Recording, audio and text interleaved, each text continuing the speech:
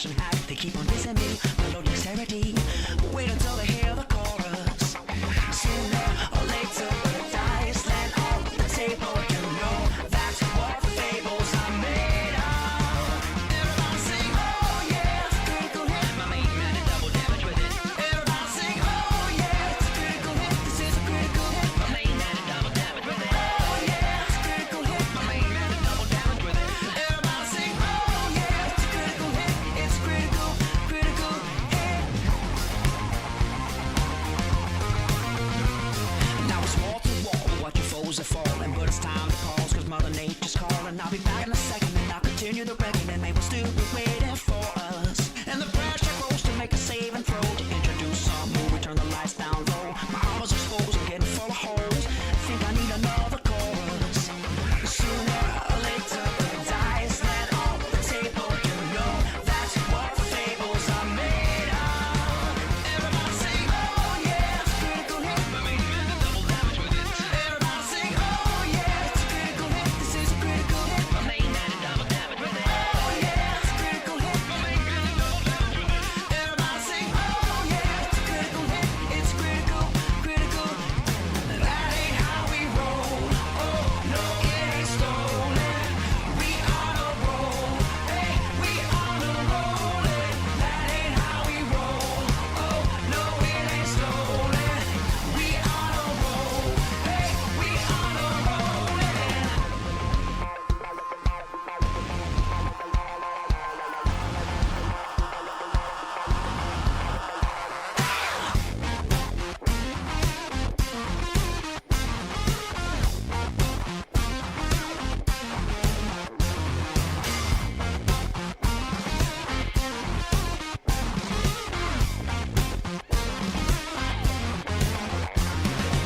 Sooner or later, the dice land on the table. You know that's what fables are made of. Oh yeah, it's a critical hit. My main man did double damage with it. Everybody sing, oh yeah, it's a critical hit. This is a critical hit. My main man did double damage with it. Oh yeah, it's a critical hit. My main man did double damage. Everybody sing, oh yeah, it's a critical hit. It's critical, critical. Everybody sing, oh yeah, it's a critical hit. Everybody sing, oh yeah, it's a critical hit. This is a critical hit. Oh yeah, it's a critical hit. Everybody sing, oh yeah, it's a critical hit. It's critical, critical. Everybody sing, oh yeah, it's a critical hit. My main man did double damage with it. Everybody sing, oh yeah, it's a critical hit. This is a critical hit. My main man did double damage with it. Oh yeah, it's a critical hit. My main man did double damage with it. Everybody sing, oh yeah, it's a critical hit. It's critical, critical. It's a critical hit. That's what I'm talking about, baby. What's going on, everyone? Welcome, GOG-lings. Welcome, GOG-lings, GOG community. Welcome to a episode 69 of Pen and Pixels. I am your host, Arvin Elleron. It is about 5 minutes, well, I guess 8 minutes after 4 p.m. Eastern Standard Time. And I hope everyone has been having a good time. I noticed that you guys were watching the Legend of Heroes Trails in the Sky, which is a game that I liked a lot and streamed on my own channel. So I hope you guys enjoyed Outstar doing that as well. That seems like, I'm really glad that it was brought to GOG, actually. And tonight we are going to continue our playthrough of another kind of RPG, the Western RPG, the pen and paper RPG with Storm King Thunder and the GOG stream team. But before I get there, I want to remind everybody how to support this channel. If you haven't already done so, please follow the stream. Please follow the channel. Please make sure to subscribe to GOG.com because we get lots of awesome emotes, many of which I've already seen, including from Takanjia with Suddenly and many other ones like that. So I hope that everyone has thought about doing that. If you are a subscriber already, let me see those emotes. Let me see those DRM frees, the spoopies, the GOG comms, the backseats, all those things. And if you're not, please consider doing so because you not only get some cool emotes, it also supports the channel. The money goes to the Able Gamers charity. GOG's portion of it does, which is pretty pretty cool. And so there's a lot of cool stuff that you can get that way. And please support us all individually as well. All of us have our individual channels, our individual, Patreons or subsystems or something like that. So please consider supporting us if you can by checking that out as well. I am very, very happy today to be able to bring back in the team. I have been looking forward to this for a while. I am now going to unmute my microphone so they can now hear me, although I cannot yet hear them, but I will in just a minute. And I want to welcome back to the fold the incredible GOG Stream Team crew. You know them. You love them. Now you're going to get a chance to see them. So let me move over there. Broop. Let me unmute them. Broop. And here they are. Look at this team. See? Look at the smiling faces of the incredible crew of people who are ready to continue this adventure, assuming I can remember what the hell we were doing 6 months ago when we last played. No, I'm just kidding. It wasn't quite that long, but it has been a little bit of a while. But everyone in chat, say hi to the wonderful GOG people, and of course we know who they all are, but I will let them all introduce themselves to you. So I will start with the wonderful person to your right as you're looking at the screen, and that is of course Pyron Jade. Hi Pyron, how are you, and who are you playing on this fine evening? I'm fine. I'm just a little bit hungry, but I'm going to fix that in just between when the other people are talking. And I'm playing Greta Goldenfire, who is a dwarven cleric, and very dedicated to her cause to bring light and a little bit of fire into the world, and just help everybody along to be happy people. And on fire. And on fire, right. Well, those combined things are really important, I think. Moving right along, we have as I try to capture this properly, yes. Moving right along, we have our good friend who's looking, now, I mean, I know that Saber's always had this in him because of his particular love for this, but you're looking, if I may say so, even more metal than usual, Saber. So I just want to say, I feel like you're just going to break out with a, wah, at some point. So, I just feel like that, if you feel the urge. The horns. Yeah, exactly. If you feel the urge, make it happen. But how are you, Saber? And how's life? And who are you playing today? I'm doing great, thanks. And I'm very happy to be back playing who is a walking pile of poop at the moment. Yes. Yes. That reference, though. You by now. Oh, man. Back in the day. That is true. Yes. About that. I will talk a little more about that for those who don't know what this is about. You guys have some VODs to watch. I'll just say that. It was good times. Yes. He wished his beard was a buoyancy device. Exactly. And as Kyrek says, stealth was exactly the way it goes. Yes, our lovely rogue. Moving right along, we have right next to him on the right is, of course, our good friend Screaming Joypad, also known as Mike. Hi, Mike. How are you? Hope everything's doing okay with you, man. And how are you, and who are you playing today? Hi, everyone. Yes, it's awesome to be here, as always. I am playing Ura Ash, who is the half-orc barbarian who is also a little bit obsessed with just trying to do the right thing and following Tempest and just basically trying to do good everywhere, even if it kind of gets him in trouble every now and then, which is fine. That means it's going to be more exciting. But yeah, really cool to be here. I am suffering from a bit of a cold, so it means that my voice is a little bit lower, and it means that my nose is really blocked up, so you have to bear with me on that. I am trying to fix that with Lemsip and various recreational drugs by the side of me. That's a joke. I'll let you move swiftly on. It's more orcish this way. Thank you. Yes, that's right. That's true. You have this sort of. I feel like orcs go around with a perpetual cold. Like they actually try to catch them to provide more of that growly, desirous voice that you need. Wonderful to have you back with us. Good to have you back. Genuinely good to have you back on board. And that leads us on to our good friend, the newest recruit, the newest addition to the team, actually. And that, of course, is Memories in 8-Bit. Hello, yes. Chris. How are you, my friend? And who are you playing today? I'm pretty good. And today I am going to play as I've just said, I'm going to play a new character. I am Silrin, and I don't know if I pronounced the name the same way the last time, but this is now the official pronunciation until the next episode, where I'm probably going to come up with another one. I'm going to be playing a moon elf, which is, I don't even know, does the party know which class I am already? Because they just basically elf. You're elf. Yeah, no, race. There's no class, that's just a race. Like that's all you are. Okay, I'm an elf. That's it. That's it. That's funny. That's all you really need to know is just elf. Yes, and of course I'll explain, as I do need to catch people up on what's been going on for people who are like, who are all these people? So I will explain that in just a minute. Yeah. I will catch people up on the adventure in just a moment. But before I do that, I want to mention one new mechanic, which I think I had mentioned it to these guys, but I didn't talk about it actually having been brought out, and now it has been brought out. It is a new mechanic, chat, that will allow you to become a part of the adventure in the following way. If you are supporting, now this is the only way I have to do this because it's the only way that my system is set up at the moment, involves supporting my Patreon. And I apologize if that sounds like a crass way for you to get to support my Patreon, but whatever, I'm doing it. So the way we just built in is a inspiration mechanic. Now, for those who don't know, the way that inspiration works is that if a party member is inspired, it means that they can roll 2 dice. They can get advantage on either an ability check or a saving throw or an attack, and they can do this at whatever time they choose. Once they use their inspiration, they are no longer inspired until such time as they are inspired again. Now, typically DMs are the ones who will issue these inspirations to people, but because we're here on Twitch, we thought over on my channel that it would be a good idea, and I've decided to expand it to these folks to make it possible for you folks to do it as well.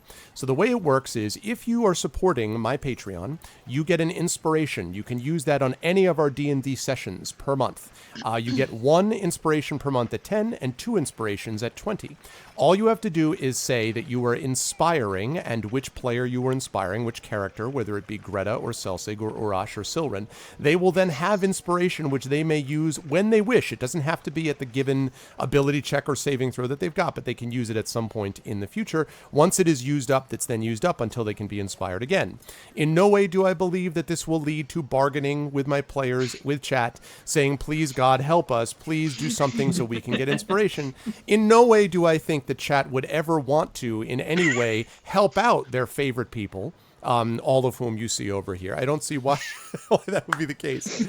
But if you guys want to do it, it works. Now, for those of you who have inspiration already over on my channel, what I'm going to ask you to do is simply, in all caps here, type in inspire, okay, and then tag me, so that I know that it's there. Arvin Eleron, inspire, and then just tell me which character you'd like to inspire. I will use the incredibly high-tech system of a post-it note to keep track of the names, and then I will go over to my channel, and I will remove the inspiration from you after the cast is over. Now, if you do not have inspiration on my channel and you want to know how to get it, you can go over to my channel, which is linked via !host. That will let you get over to my channel, and you can see how you can become part of the Patreon, come back and be like, yo, I can inspire them now. I want to inspire Urash to great feats of strength, or inspire Silren to great feats of elfery, or Greta to great feats of fire, or Selsig to great feats of whatever you choose.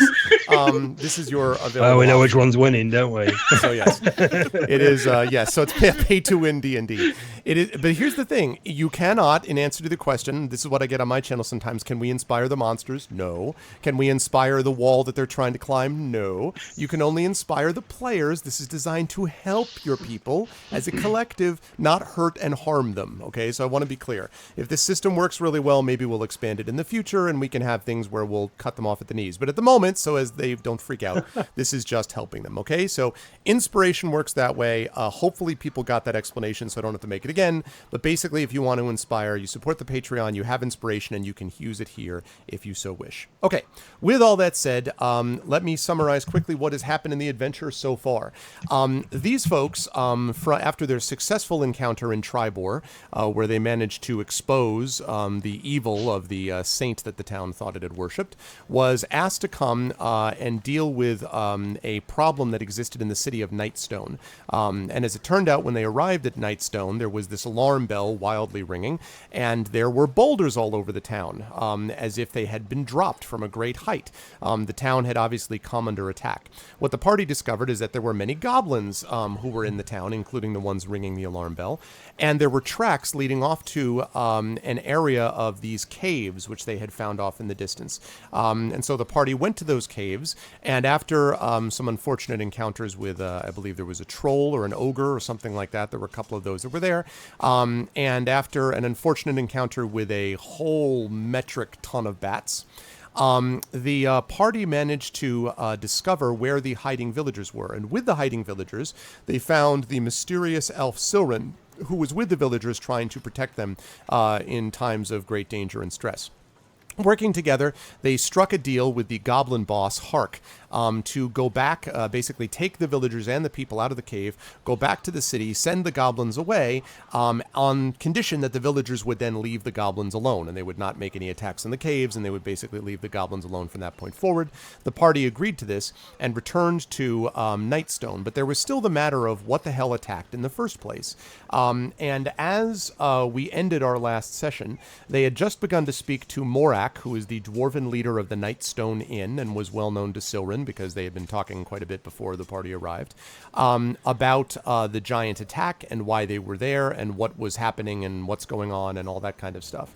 And the other sort of little wrinkle that I want to mention is that there was one person that they discovered in this otherwise deserted town, except for goblins, deserted of humans, and that was, there was a woman there whose name was Kella Darkhope, a woman who was kind of sort of prowling, I guess you might say, in the top floor of the inn, and when she was confronted, she said that she was sent there. She was a traveling monk who had been sent there to sort of, spread the word of her people and to chat with them and so forth and help the people there. And then when the attack came, she just kind of hid. But I believe it was Silrin, if I'm not mistaken, I might be wrong about this though, which discovered as she was leaving that she had a strange two things. One, she had this strange little dragonling creature that was kind of sneaking around her neck and like around her collar, that kind of poked its head out and then kind of ducked back under her collar. And also that she had on her arm a similar dragon tattoo. She was, in fact, the girl with the dragon tattoo that was on her arm, and that there was something weird about that. And when you guys pressed her about it, she was kind of like, I don't know what that's about, and I don't really know what you're talking about, and kind of clammed up real quickly.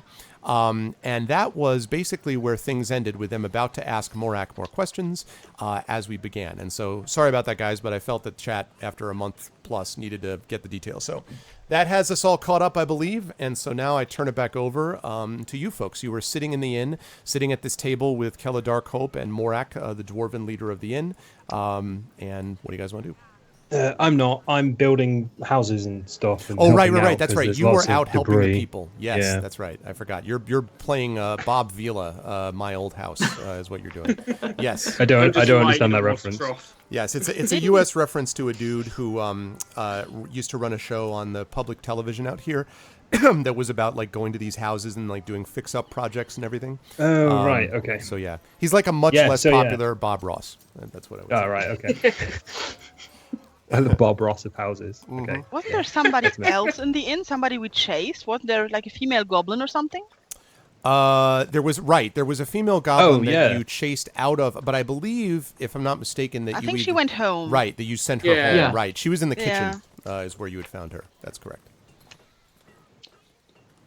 So I know that I'm not skilled. I don't have any proficiencies in animal handling, and I've got a 0 in nature.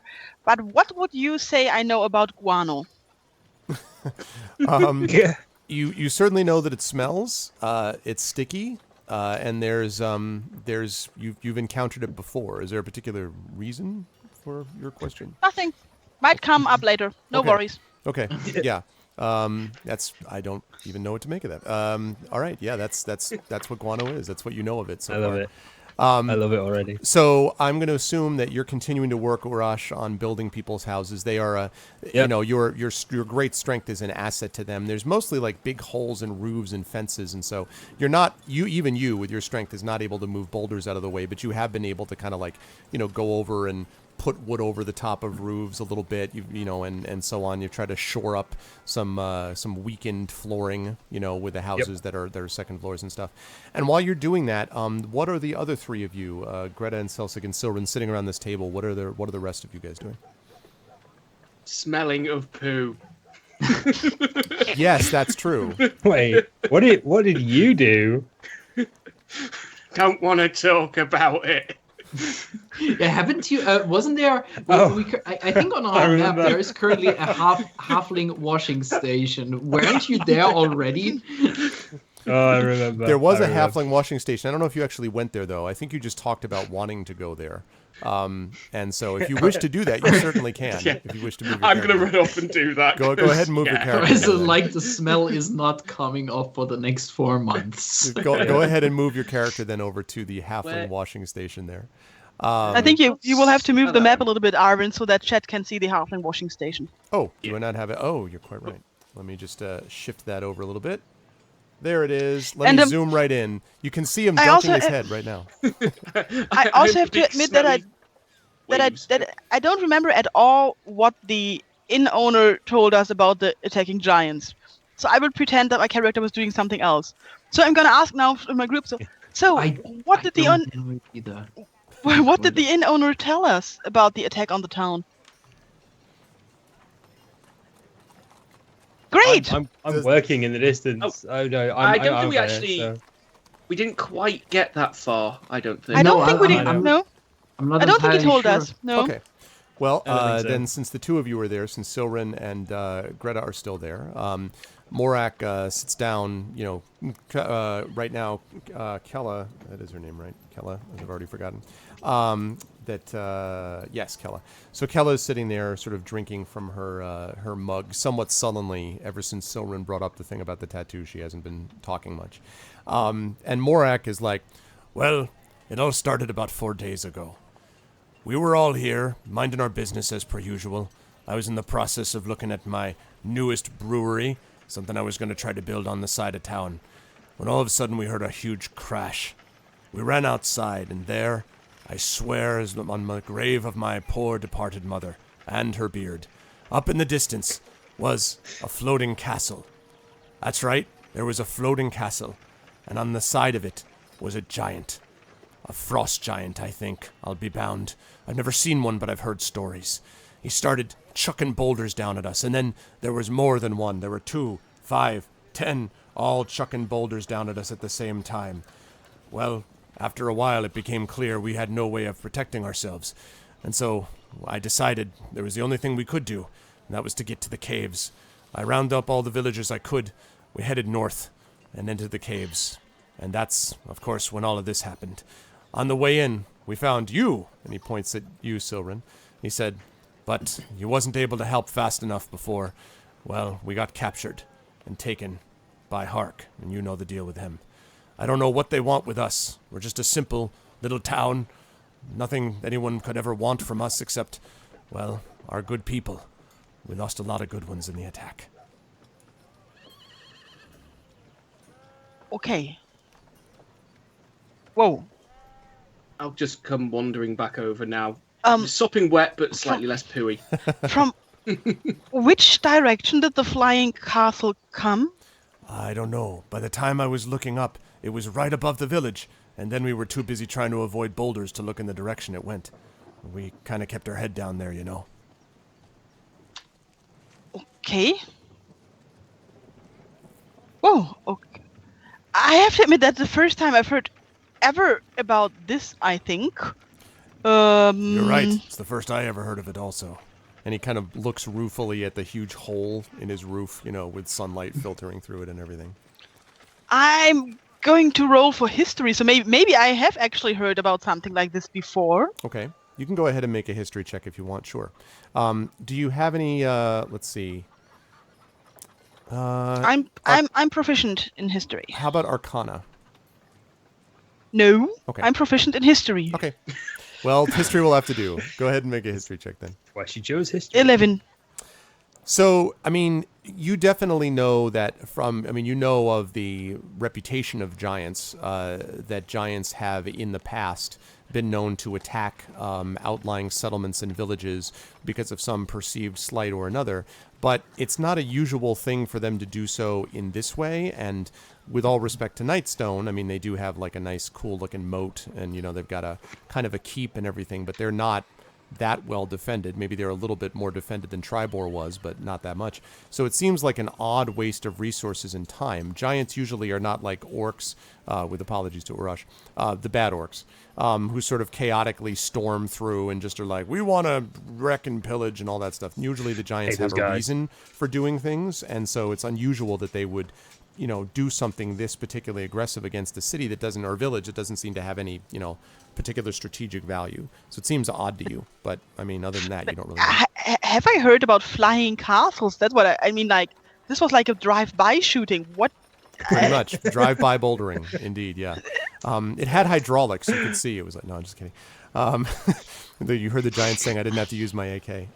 No, you definitely are aware that you have heard of magical flying fortresses in stories. Not something that you've ever seen in your life.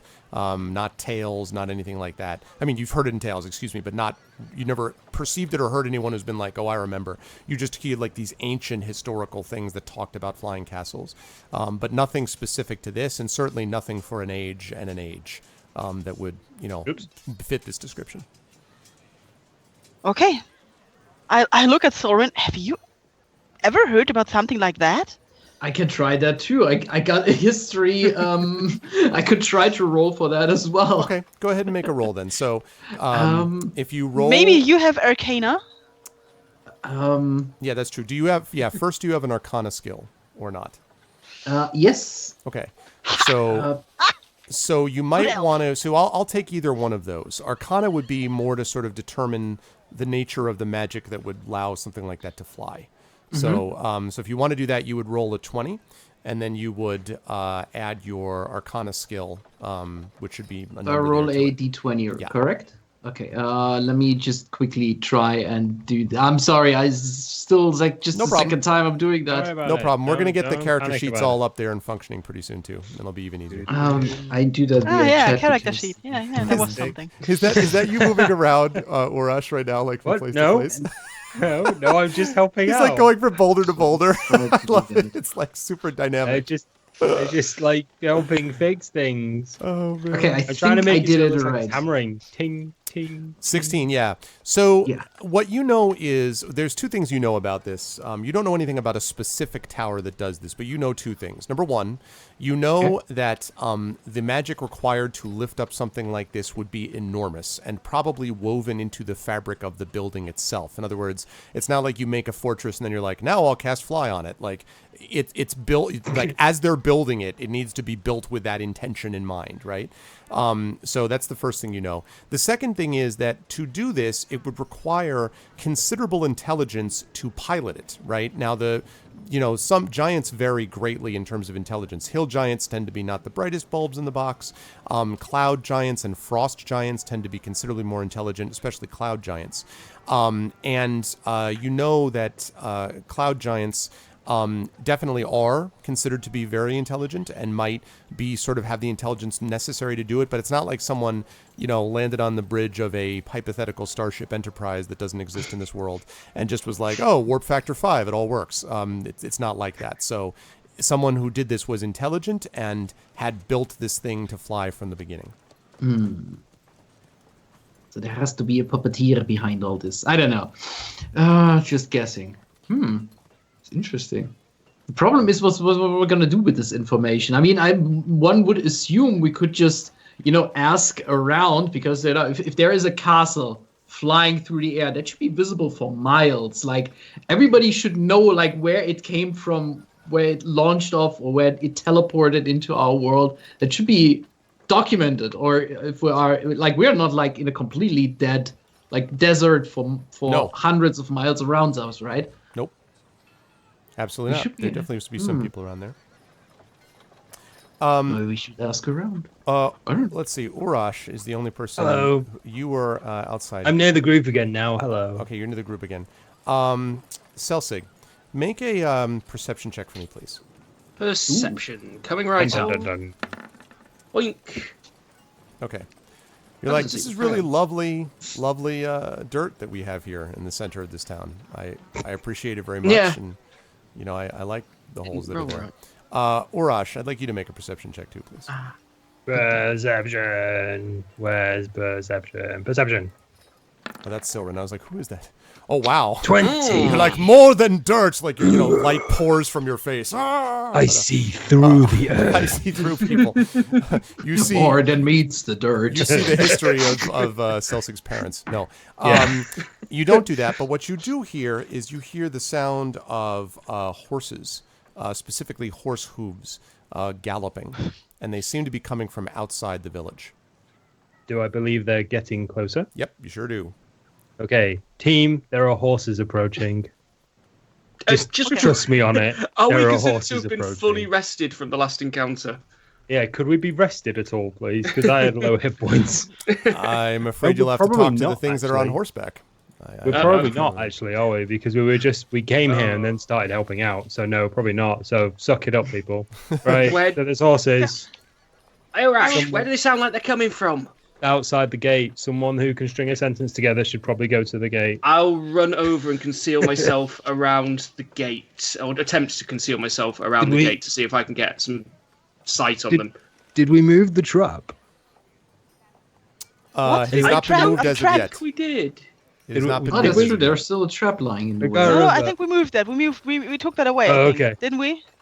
I hope we did. Just, Oh, You no. had not yet, but you can if Fantastic. you wish to remove it. Greg, I can see your character selection on the stream. That's That's fine. fantastic. That's okay. That's fine. Can you go up this guard tower? This one. If it's here? multiple horses, it's gonna be fine. It I will was just picking kill the right one finger, horse. but I'll remove that just to be on the safe side. Okay, But I will. I'll just straighten my robe and try to look presentable. presentable. Yes. Yes, that. Okay. All right. So Presidential. let me bring this over here. You see a massive giant-like creature. No, I'm just kidding. Wait! Yeah, ginormous cold. Just never gets old. Okay.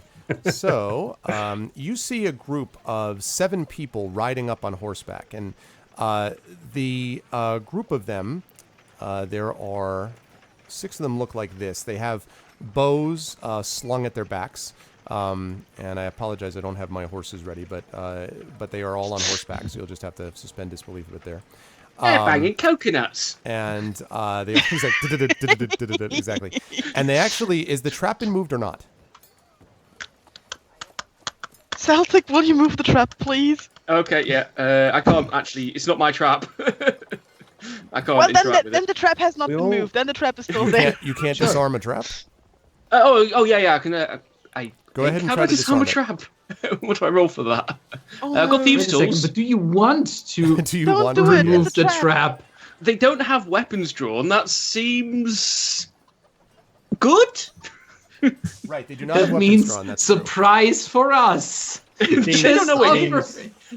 It Do they know seems we're less here, though? bad. This decision is Yeah, going to less be made bad. for you very quickly, so you're either going to remove it Right. quickly or Can I not. use? Yeah. Can I use my thieves' tools to attempt to remove the trap? I actually think that in this particular case, I'm going to allow you simply to move it because you've literally known and walked around it about 500 times since entering the village and coming to it. So I'm not going to make you roll for it Just, in this case. You can just move yeah, it if just you grab wish. the chain and pull it out. Just pull it out of the Just way. said, "Ka-ching, I am So- now in the trap. Yeah, so you do. So you pull it out of the way literally as it goes by, like 5 seconds Yeah. before, right? And so these 6 horsemen come in, sort of rounding the square Oh. here, Oh, we're over here, are we? Okay. because the drawbridge was down. So they go running in here, and one of them, the 7th one, gets off the horseback. If I can ever actually get the freaking thing to show. There we go, right there. He is a towering man, easily as big as the square itself. No, What? he is not that. He comes forward and he gets off the horse and he comes forward and he says, "All right, who's the leader of this place? I want to speak to them right now." I look at Well, the we are innkeeper. not. No, we're, Yeah, we're we're not. not leaders. I don't No, really we're not, we're not. know. We're not leaders. And, Went that way. I like how you guys heroically are like, not us. Yup. So Well, the I leader don't of own this this town place, yet. we don't. It's not our town. We're just passing by. We own wanted a drink, but there is a hole in the that's tavern. true. Yeah. So Morak the dwarf comes to the door, and he looks out and he says, "Aye, what are you doing here?" What's your business? And the man looks back at him and says, I believe I recognize you. You're the innkeeper. But you're not supposed to be the lord of this town. What's happened to her? And the dwarf kind of lowers his head and said, she was killed in this attack. And the guy looks around and is like, oh. He's like, and it's almost like for the first time he really notices the boulders, like sort of sitting everywhere. And he's like, what the hell happened here? And Morak kind of sighs and he says, it involved a lot of giants and boulders and a flying castle. I just told them about it. And he jerks his head at you, Silrin and Greta. And one says, and the mysterious man says, I see. Well, and he kind of looks around. And Silrin, you can tell, you actually, from, he's a little bit thinner of build. You can see what looks like maybe a vague pointing of his ears. You would bet that this guy that you're looking at is an elf, or possibly a half-elf. He seems to have elven features of a kind. And he says, right, well, he's like, I'm looking for someone who was supposedly here. I'm looking for Kella Darkhope. Where is she? I need to find her. And Kella Darkhope gets up from the table and comes to the door. And she says, Zolkin. And sort of looks at him, and the person so appellated, Zolkin, kind of looks back and he says, Kella, I'm glad to see you. I wasn't sure what had happened. And she's like, I'm fine. I'm fine. It's okay. These adventurers here helped us just now with all of this, she says. And Zolkin kind of narrows his eyes and, I see. Well then, perhaps they'll know why we're here. And he turns to you, Urash, and he says, you must know why we're here. I can see you're helping the people here rebuild. Is it about the giants? Not exactly. And you see Is it about the boulders? You see the 6 men surrounding you kind of look at each other like, sort of like, nervously almost, like, kind of like nobody told them, type of thing. And he says, I wouldn't say giants, at least not precisely. And Kella says, perhaps this is something that might be better for us to discuss inside. And she kind of points inside the inn. And you sort of look around, and Morak kind of says, all right, I suppose so. I wouldn't mind having a few other people besides those men here. And he kind of points to the people on horseback who had gotten off the horses. And he says, I wouldn't mind having a few other than them. And he sort of looks at all of you, Greta and Selsig and Urash and Silrin, and says, kind of is like, wink, wink, nudge, nudge, would you mind coming in type of thing. I'm already there. Okay. So we come in, and they all sort of come in, or he comes in, Zolkin comes in, and you notice the other men sort of form a line on their horses in front of the inn. And they don't explicitly say anything, but you kind of get the impression it's sort of like nobody goes in or out until we say, type of thing. And so they do there. And as you're sort of sitting inside, you can hear the horses kind of stamping nervously about a little bit, maybe reflecting the feelings of their riders. And so, real quick question. Yeah, sure. Have I noticed the pet dragon or the tattoo on Kella? I believe Do I know that anything about what's going on? Yeah, I believe that when you were first looking, I will actually need the party to remind me because I don't remember. I think I know Silrin saw it. Yeah, I don't remember. I was kind of like, I was blunt about it, and just when we're all, I think we were all on the table. I was just like openly addressing it. Mm-hmm. I see. Okay. I think. Yep. So at this point, probably most people know. I just don't remember if you saw it originally or not, Urash. But yeah, you know that it's there. Yeah, that's cool. I couldn't remember if I rolled to see if I recognized it or anything like that. Mm-hmm. I clearly have, so. I think Silrin rolled about it and actually knew something about the order that Kella is from. Yeah, but I can't remember that anymore.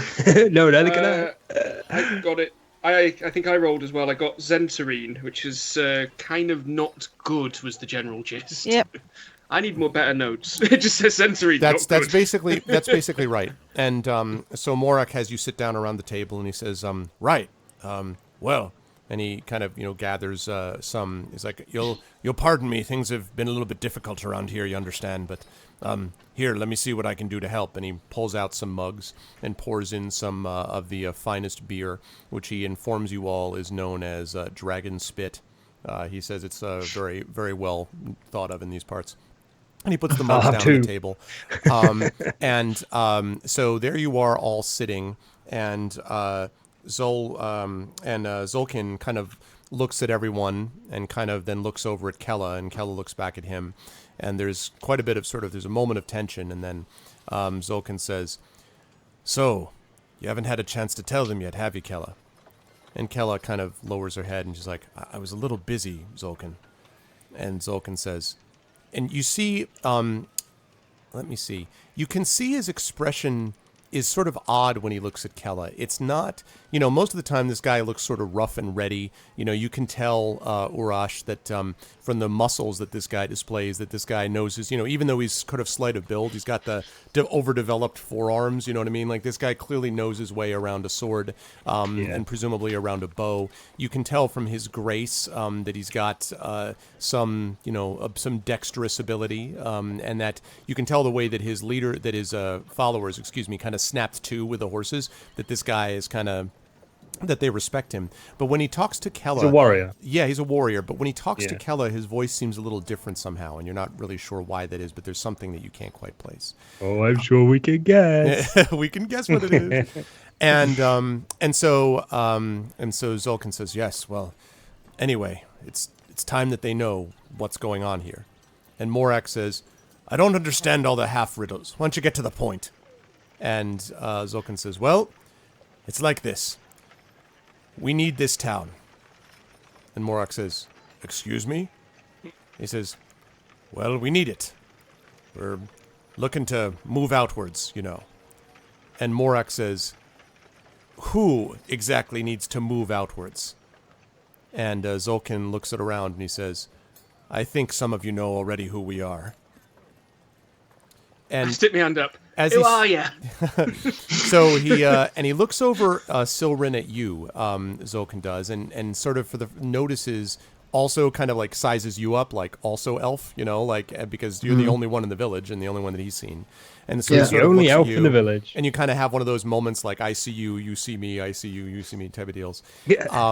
And he kind of, looks at you and narrows his eyes, and then he says, "We need this place as a base. Obviously, you guys can't defend yourselves, that's obvious.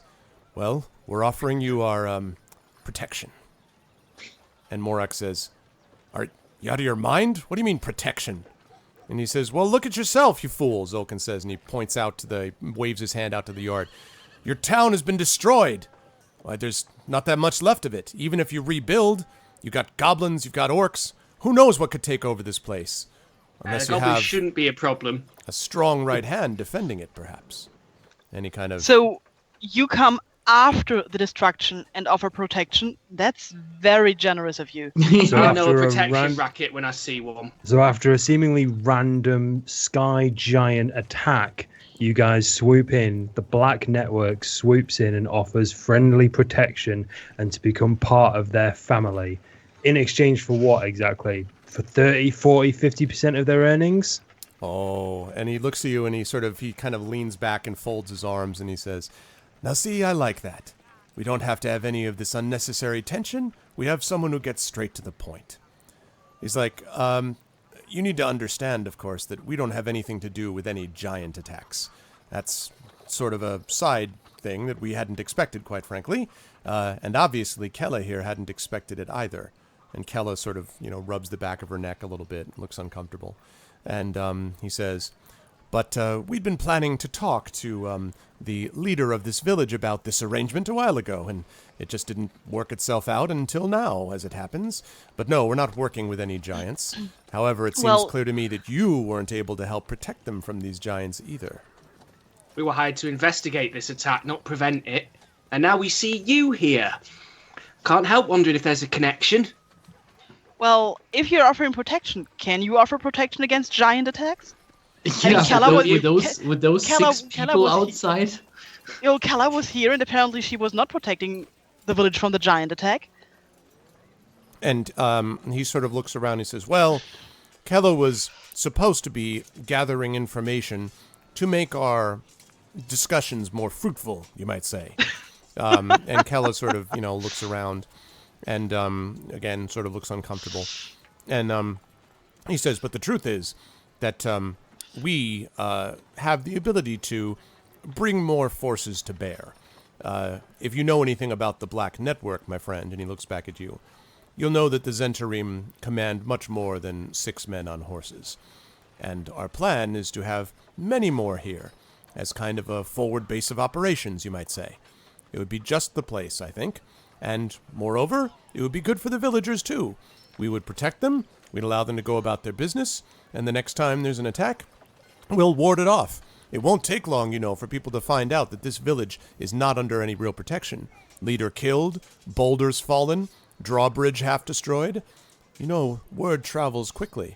Some would say too quickly. And he draws from behind his collar this small little winged snake. And the winged snake kind of uncurls itself in its palm, and you can see these 2 little wings flapping on the body. And he says, this messenger, you see, can get very many places very, very quickly. And he tosses it up in the air, and it, like lightning quick, just darts up sort of out of anyone's way. And it just sits there hovering, but it's sort of looking at all of you. Occasionally its tongue flickers in and out. And he says, now, the question is, what do I send my messenger to tell my people? Do I tell them that we have some reasonable people in this village? Or do I tell them something different? So, what do you want this village for? Because this all doesn't make really sense. You come to a destroyed village and you're like, hey, let's get protection. It doesn't ring true. What do you really want? And he looks at you and he says, I think you misunderstand. Once we have these people rebuild this place, we think it'll be rather defensible, except from flying things. We'll have to work on that problem. It's also awfully close to Waterdeep, and you see, my employers enjoy bases that are close to Waterdeep. Easier to supply, easier to connect to, and, of course, easier to protect. And so he sort of looks up and down, and Morak is... You can see Morak has not said anything. Morak has got his, face sort of set, and his, beard is twitching.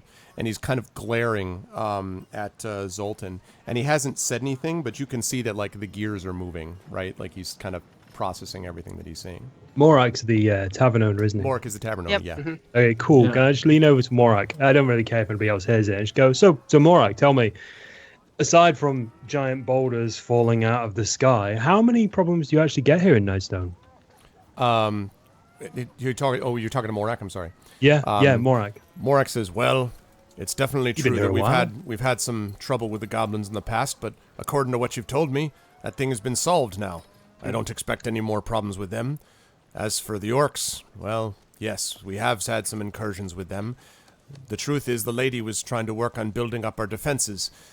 We were trying to become more fortified, and then this attack happened, and he kind of looks around at some of the destruction that's there, and he says, now I don't know. Could we rebuild? Yes, but will it be hard to do? Especially if another attack comes? Well, yes again. And So as far as I see, yeah, go ahead. and I'm leaning to look at the 2 members of the Zentarim now. As far as I see, few orcs can be withstood with 1, 2, maybe 5 strong adventurers, especially if there's only one drawbridge and a moat and not a lot of entrance points. So you, your friend, your little winged creatures can buzz off. Make a intimidate check for me, please. All right. This isn't going to work now. I can feel it. No. You got to own it. Come on. Oh, Nope. Bollocks. now wait a second. I want to pause. Now I'm not going to ex post facto this normally, but I do wish to remind chat that if you wished to, let's say, inspire Urash to greater levels of intimidation, this would be a moment that you could do it if you so chose. So I'm just going to give Chad a second to process that possibility. If you wanted to inspire him to intimidate, How would that work? Would his eyes suddenly burst in fire? No, and what it would look mean like, is that he'd get to roll again. Is what it would mean. I see. A hand just materializes out of the ether and hands him a rage card. You're right. So Exactly. Wonderful. So my perception roll, natural 20. Yeah, exactly. Something I am not proficient in. You perceived Something I them am- coming, but your intimidation, you're like, I'm really just a nice, It's the pink headgear that failed to intimidate. It's a pink headgear. Yeah, Yeah, that's yeah. it. It's the pink headgear. just realized that it is inspirations, but probably one of the first pen and paper with microtransactions. Yeah, but listen, you can play the game normally without it. It's all cosmetic. No, I'm just kidding. Yes, Yeah, everything's it's, just cost. All right. Well, seeing none, what happens is you. So what happens is, so he kind of looks at you and he says, "My friend, you're particularly impressive when you flex your muscles like that. But I've seen much worse than you. You might be able to tell that you don't get anywhere in the Zentarum without having to face down a few people more full of bluster and bravado than actual sense. Now, what I'm offering these people is a chance to protect themselves from attacks, and I'll do it. If you know anything about the Zentarum, you'll know that we keep our word once we give it.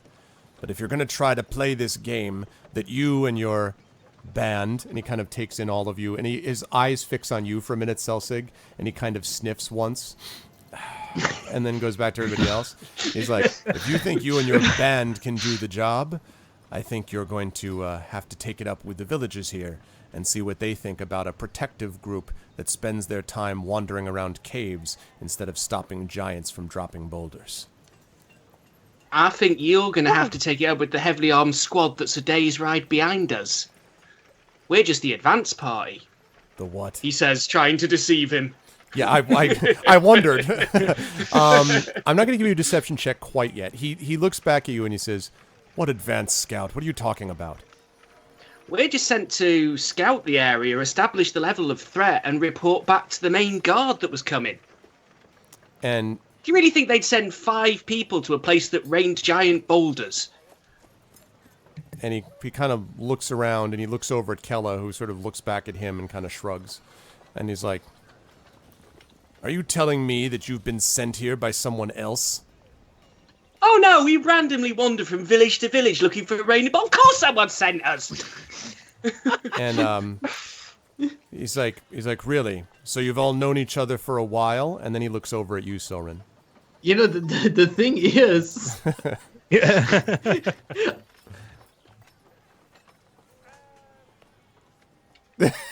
That's it?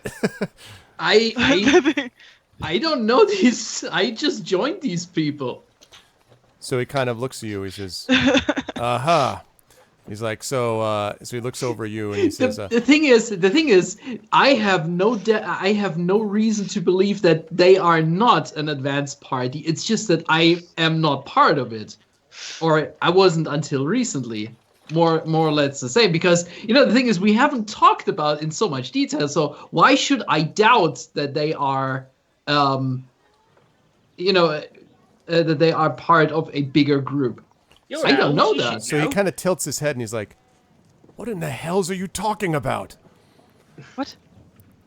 It's fairly common to send the elf ahead. And Kella says, Zolkin, I don't think they're telling the truth about what they're saying, but it may be true that other people found out about this. They weren't here when I first got here. They came later on. It doesn't takes sort of certain kind of person to go running into a village with boulders and goblins, And Zolkin looks back and shakes his head. He's like, "Takes a bunch of fools. I've run into them before, and so have you, Kella. They're the same ones who think they can join us just because they get a tattoo and walk around strutting about how evil they can be when the need calls for it. I don't believe it.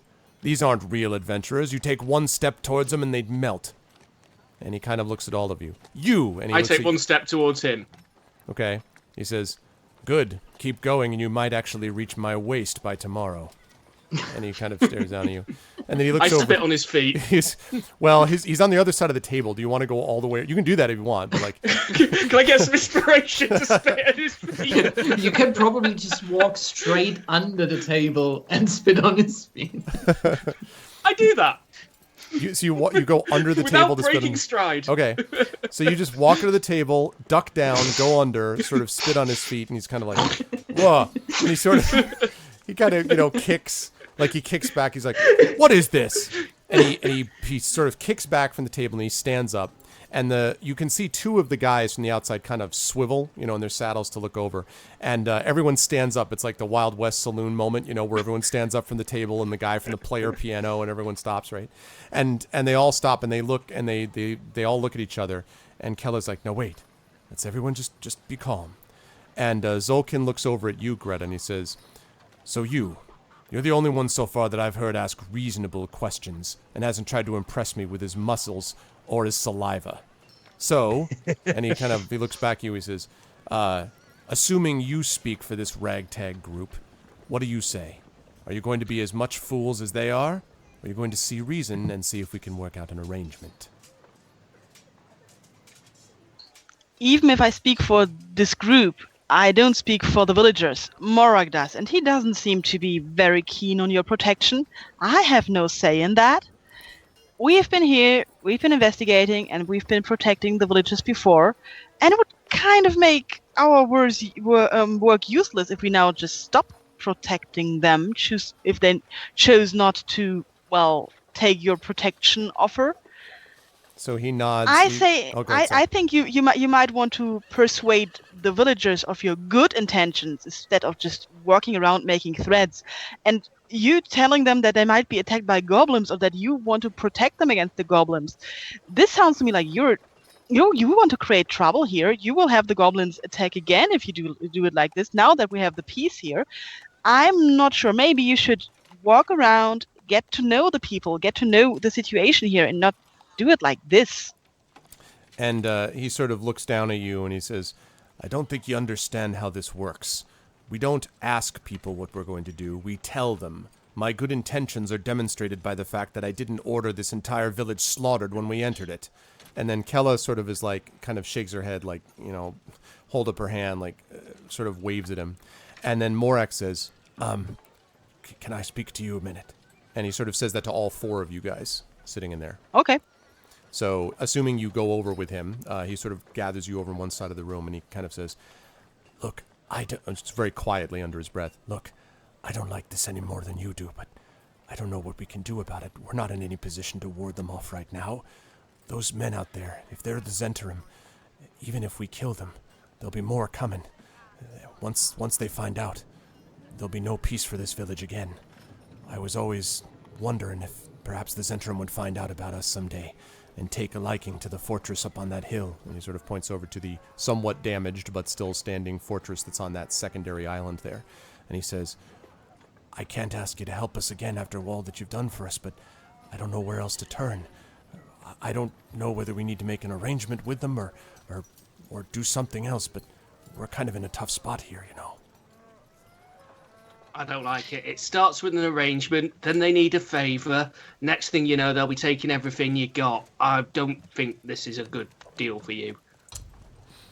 He nods. Now that your lord is dead, who is the next in the Ascension? Well, you see, she never really had a child. The next would probably be me, I suppose. Yeah, but you must be under the rule of somebody higher up. I mean, this village belongs to something? No, the family that the lady represented had been leaders here for generations. There had been talk about her trying to get married and perhaps have a child. She was always so busy worrying about the welfare of the villagers, she never thought about the long term. Or at least that's what some people said. Without her gone, Nightstone is sort of adrift. The people are more likely to look for those who've lived here a long time. Like me, God's curse it. I'm a bartender, not a leader. Out of game currently. Who hired us again? It was a person who it was actually the lady who had sent a messenger asking for your help because there were rumors of things happening with Nightstone, but she had made no mention to an attack involving giants. Flying So you don't know whether there was maybe like worry about the goblins or about the orcs or about any of that stuff. And obviously you can't talk to the person who hired you anymore insofar as she's dead. I agree with you, Morak, that there's no use in having an open fight right now. Maybe we should just try to gain some more time. So you can try to make an arrangement with him and just talk it all over. And actually, I know this might not sound very attractive to you, but maybe we could ask the goblins for help because they don't want the Zentarim here. If the Zentarim want to fight the goblins, The goblins. the goblins. But we just but they want us to leave them alone. If we come talking to them now, they'll just assume we're coming to attack them again. But But they will won't like the consider- Zentarim. Yeah, maybe they will consider the village the lesser evil, or the villagers the lesser Zentarin evil. have already stated they are going to kill the goblins, or implied heavily. Yeah. They won't like that. I suppose it's possible, but I can't be everywhere at once. Is there any way any of you could try to make the arrangements with them? With the goblins. Yes. Yes. And what do we tell them in the meantime? What do I do about this one? You could actually try to talk to him like, yes, you're considering accepting, and then you can try about what kind of building materials are needed, where the Zentarim will be staying, in which building, and all that logistic stuff that takes just so much time that should be done before he moves a force here. He And, should know that at least. And as you're talking to him, yeah, actually go all 7 samurais when they come back. All right. And as he does that, Zolkin, who it seems has been chatting with Kella, who still looks somewhat uncomfortable, Zolkin kind of looks over and says, "Oi, how long does it take to have this discussion? This is a friendly little conversation, not a set of secrets." And so Morak looks at you and he says, "All right. I'll do what I can, but I'm not going to be able to buy too much time." And he turns around and he says, "All right, Zolkin, we've thought about your offer, and it seems that there's some reason to it. But I can't just do it all at once. If I just try to say that we'll do it, well, I'm only the leader by default, if you understand me. There's not really anyone else here to speak for my people. I've got to go around and talk to them about it." And Zolkin kind of folds his arms. "How long is it going to take?" And Morak kind of looks back at you nervously, and he says, "I should be just about maybe 4 hours, perhaps." And he kind of like looks at all of you like, 4 hours? Sounds good. How long was it to the cave and back? It's a couple of hours, maybe about an hour or ish, hour and 15 minutes or so. And Zolkin says, "All right, I'll give you 4 hours to show you that my heart's in the right place. But in the meantime, I'm going to ask for a little bit of collateral, if you will." And so he looks at Morak. Oh, no. And then you hear from the outside, you hear this cry. And as there's sort of crying, you hear this struggling and there's some shouting. And as you all, assuming you all, go to the door of the inn, you see two of the horseback riders are holding on the saddles of their horses 2 of the village children. And they're slumped over the front of them in front. And My hand goes to my bow. they're sort of like, on front of them. The children don't look to be hurt. And Zolkin matter. says, "It's just the way we do business. It's a matter of being certain, if you will. Now, I'll point my if you want- axe at him and go, "You absolute stupid? filth." Have you ever met other people? Oh my god, this is not how they like you and accept you. My god, where have you been? Sorry. So he listens to that, apparently unmoved. Arash, what'd you say? I point my axe at him and go, "You absolute filth. You don't take prisoners. Put them down now or I'll split you where you stand." "You split me where I stand, my friend." And he waves at his little dragon, and it flies like fast up into the air and hovers there. You split me where I stand, and My friend up there will make sure that the rest of these villagers will have their heads split in the next week. Maybe you can keep yourself here for the next month, or 2 months, or 6 months, but eventually you'll have to leave. And when you do, the Zentrum will raise this place to the ground. And Kella sort of, walks up and puts her hand on his shoulder and sort of whispers to him, and he says, "Enough, I know what I'm doing, Kella." And Kella kind of shakes her head and backs off, and she says to all of you, "I think he means what he says, but I tell you, none of those children are going to be hurt as long as I'm here. Is that clear?" And you see, now Zolkin kind of swivels to her, and you can see, like, he's got this response, and then he sees her face, and he kind of goes, "Fine. I give you my word they won't be harmed. But if you try to pull anything on us, you'll pay the price for it." And he kind of, shakes his head, and he marches angrily into the inn.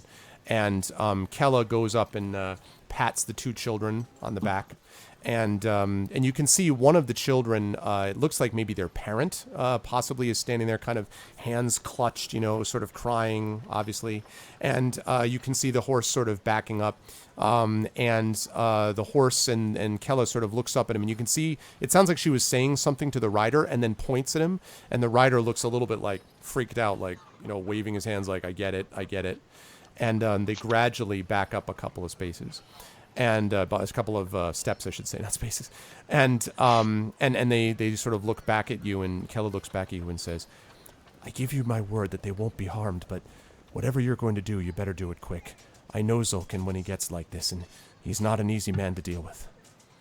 Considering that the Zentrum are a pretty successful organization, I really don't think they would risk so much, so many things and so many people and so much life for an idiot like him. Well, it's true he can be an idiot, but he's effective at what he does. And the Zentrum have heard rumors. The Zentrum have heard rumors, rumblings. They're getting nervous, and they want some military encampments built in before whatever happens.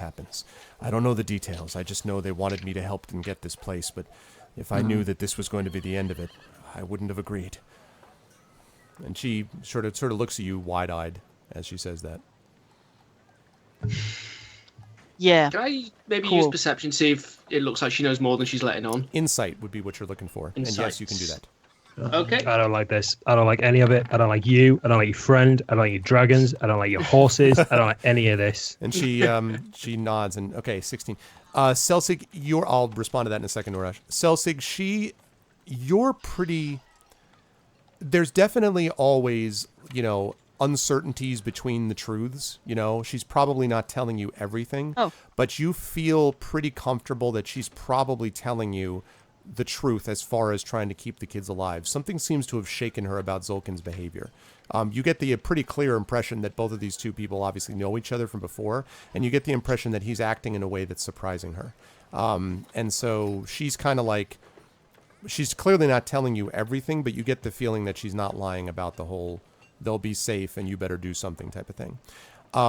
Urash, the response, as she sort of looks back at you and she says, "I'm not responsible and I can't hold back Zolkin and his 6 men and that." And she points up at the flying, dragonette creature, which is still, hovering up there, sort of looking down at you with its tongue flicking out occasionally.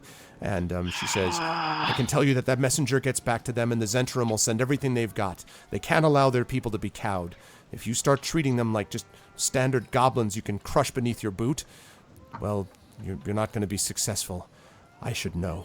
And she kind of turns away, sort of overcome for a minute. Okay, this one is useless as well. Oh well, if the villagers are want to make a deal, we're not needed here anymore. Come on, people, let's go.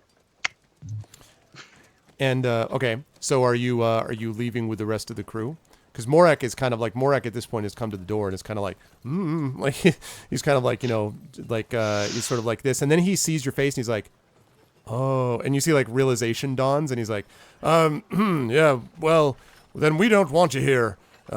If you can't be around for us, it's like incredibly unconvincing performance, but apparently Zolkin is too angry at the moment, and Kella is clearly not concerned about this moment. Like, she's going to let you guys do what she wants. So he kind of turns around, and you see that the 2 riders kind of ride off in the direction here with their charges of the stables. And then you see that the other of the horsemen here sort of take up positions around the square. Basically, you got, one here, two here, like this. And you can tell that they all look a little bit uncertain about what's going on too, but they also don't look like they're going to be cowed easily. They look like they're, this is not their first rodeo, even though whatever's happening They will here all die. They will just all die. They will all die in fire. Okay, so now, how do you guys want to handle If this? possible, yes. Tactically, because, so what are you guys doing? Are you all going together? Is anyone staying? Are you all going to try to go and convince whoever, Hark, I guess, or what is your plan as to how you want to handle this? Yeah, that's how I understood it. That we're trying to negotiate with Hark, and I think that's actually a pretty good idea. That we should check that out. Yeah, we need an army, and they're the only army we have. Okay. Yeah, and I mean he was quite reasonable compared to that jackass that we just. I don't want to leave these people alone either. Which do we split the party? Splitting the party always takes so much time. Yeah. I wouldn't worry as much about the time. I can jump back and forth pretty easily. It's the other issue, if there is. I'm not leaving the want to town. Think about, but I'm not leaving the town. I can't leave the town. Well, I can't leave it like this. I can't do it. Okay, then don't. You guys go. I'm protecting the people. I'm staying here. that's interesting, as you know. Okay, Silrin, Selsig, Greta, are you guys all going together and leaving? Serene, you want to stay with Urash? No, I'm coming with because I think we are not gonna get away from Hark without him doing doing him a favor. And I think you may need an extra hand there. I don't know. Yeah, but I think maybe Urash might also need an extra hand and a second pair of eyes and ears here. Well, if you're sure about if you think that's the better solution. The thing is, so far you look pretty neutral, so you might, be very, very useful here. Maybe if you want to come, I will have you. Certainly, we need more people all the time. But yeah, You speak true. I'm gonna stay with Urash. Okay, so Then Selsig and here Greta in are going to the go to the beach. caves, Urash Yeah, and Silrin? Okay, Yeah. let's Okay. do that. Selsig and Greta, I'm going to take care of you guys first. I will bring you guys back over to the Dripping Caves. Sure, just two behind. I'm going to zoom out of the one with the horribly short legs pixelated- are now The one with the short legs are now walking to the cave. That's right. Cue Lord of the Rings music. Okay, let's see. Oh, this is not Greta. Oh, that is Greta. Good. Right. I'm glad I have everyone there. Okay. As you approach the caves, and I'm not going to make you go all through it. I just want to give people a sense of what this is. As you approach the caves, you notice that there's a couple things that are different, Selsig and Greta. It takes you about an hour or so to make the ride. You grab a couple of horses from the village, and you have no difficulty getting up there. There's nothing that stops you until you get to the caves themselves. And at the caves themselves, you see there are a couple of goblins standing outside the cave, and they're sort of glaring at you as you pull up. And one of them says, "Oi! What are you doing here?" I hold my hands up to show that I am not coming armed. Or not weapons drawn, anyway. And the other one looks at him and says, "Oi, Greens! It's more of the villagers. I told you we couldn't trust him. I told you Hark was stupid to do it. Shut your mouth. We don't know We are- anything yet." And he looks over and, We are and, not villagers. and they sort of We look seek at an you. audience with Hark. And one of them looks at you suspiciously. "What do you mean, audience and you get the impression he does not know what that means. We want Hawk talk. That's a hard one to say. Oh, talk. Hark talk. Hark talk. I'll talk. Well, you don't What have was to. the name of what was the name of our ambassador? Yes, I forgot his name as well. Ambassador. Where is it? I'm looking through and I can't find the paper from last session. I was my Write ambassador. that down. You're talking about Gleek. Gleek. Gleek. Gleek. Ambassador Gleek. Gleek. And they say, and you see they roll their eyes at like, "Oh, Gleek," and one of them says, "Really? you really want to see Gleek? Because Yes, of course. I don't. And then as you see, you hear someone say from behind them, say, "What's going on out there?" And you see marching out in this robe of furs, which looks like 5 times too long for him. Like just way, like sort of marching out, coming out. And he like comes up to you all, 4 foot of him, 3.5 foot. And he's got the robes trailing behind him. And he says, "Hello, members of my party. It's a pleasure to see you again. Never mind whatever these people said." And he looks at the goblins who are like rolling their eyes like furiously behind him. And he's just like, "They don't understand what it means to negotiate."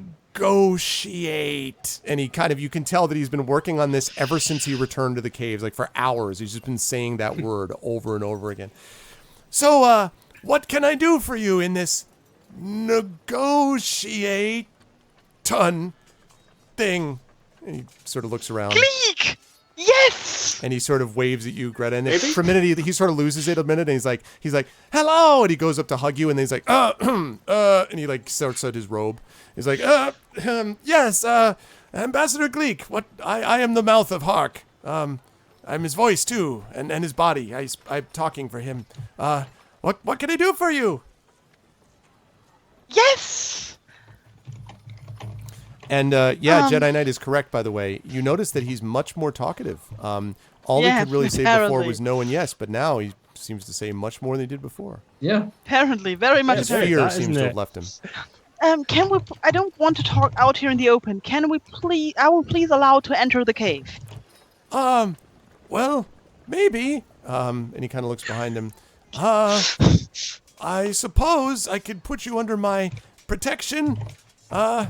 And he sort of looks around at the goblins, and the goblins clearly are not. It doesn't look like they're going to stop them, but they're just kind of like shaking their heads. Like this is apparently the Gleek has been making the rounds since he's arrived back, and he says, "Yes, I take you under my protection," and he kind of like gestures at you to come in.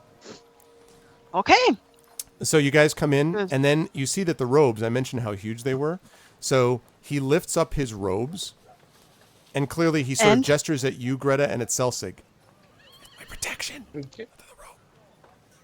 No.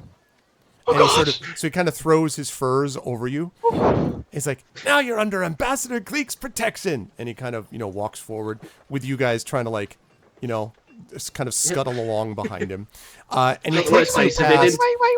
he takes you past what sounds like maybe like goblins partying. You would guess you hear like splashing and yelling and shouting, and you hear what sounds like it might be a battle, but for a goblin is probably just a good time at the a good night out. You hear and then Selsig, you smell a very, very familiar, not very pleasant smell as you go. Yeah, and so you guys find yourselves as he finally gets to this one spot and he stops, and he says, "All right, now just leave it all to me." And he says, and you hear this sort of guttural goblin say, "What do you want, Gleek?" And Gleek says, "Ambassador Gleek, you mean? I'm here to talk to Hark." "Why?" "I have a message." And so you hear this, and every time the response is more bored than the last. "You could give me the message." He says, No, I need to speak to him directly. I have a message. It's very important. I need to see him myself in person with my robes as well. Also. And there's sort of silence, and then he says, "Fine, Gleek." And he sort of, and then Gleek sort of says, "All right, we did it." And he walks on past. And finally, you hear this sort of growling and snuffling noise. And as you, and that noise also actually sounds somewhat familiar. And as you are sort of kind of positioning, as he's kind of positioning you, he moves you around and then lifts up his robes dramatically. And there's a moment of silence, and you're sort of standing there in the middle of this room, and there's just a circle of goblins. They're just goblins everywhere. And, of course, the two his two goblin wives / bodyguards, it's not clear.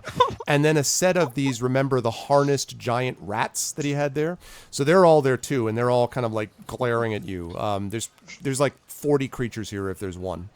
And they're all sort of glaring at you, and Hark is like, the hell is this?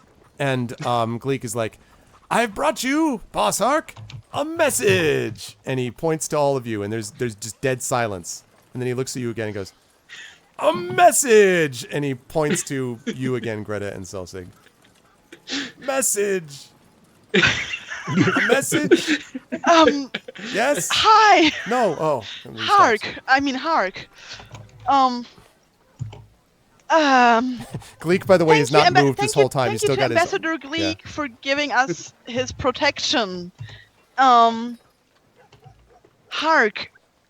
There are problems that also concern the goblins.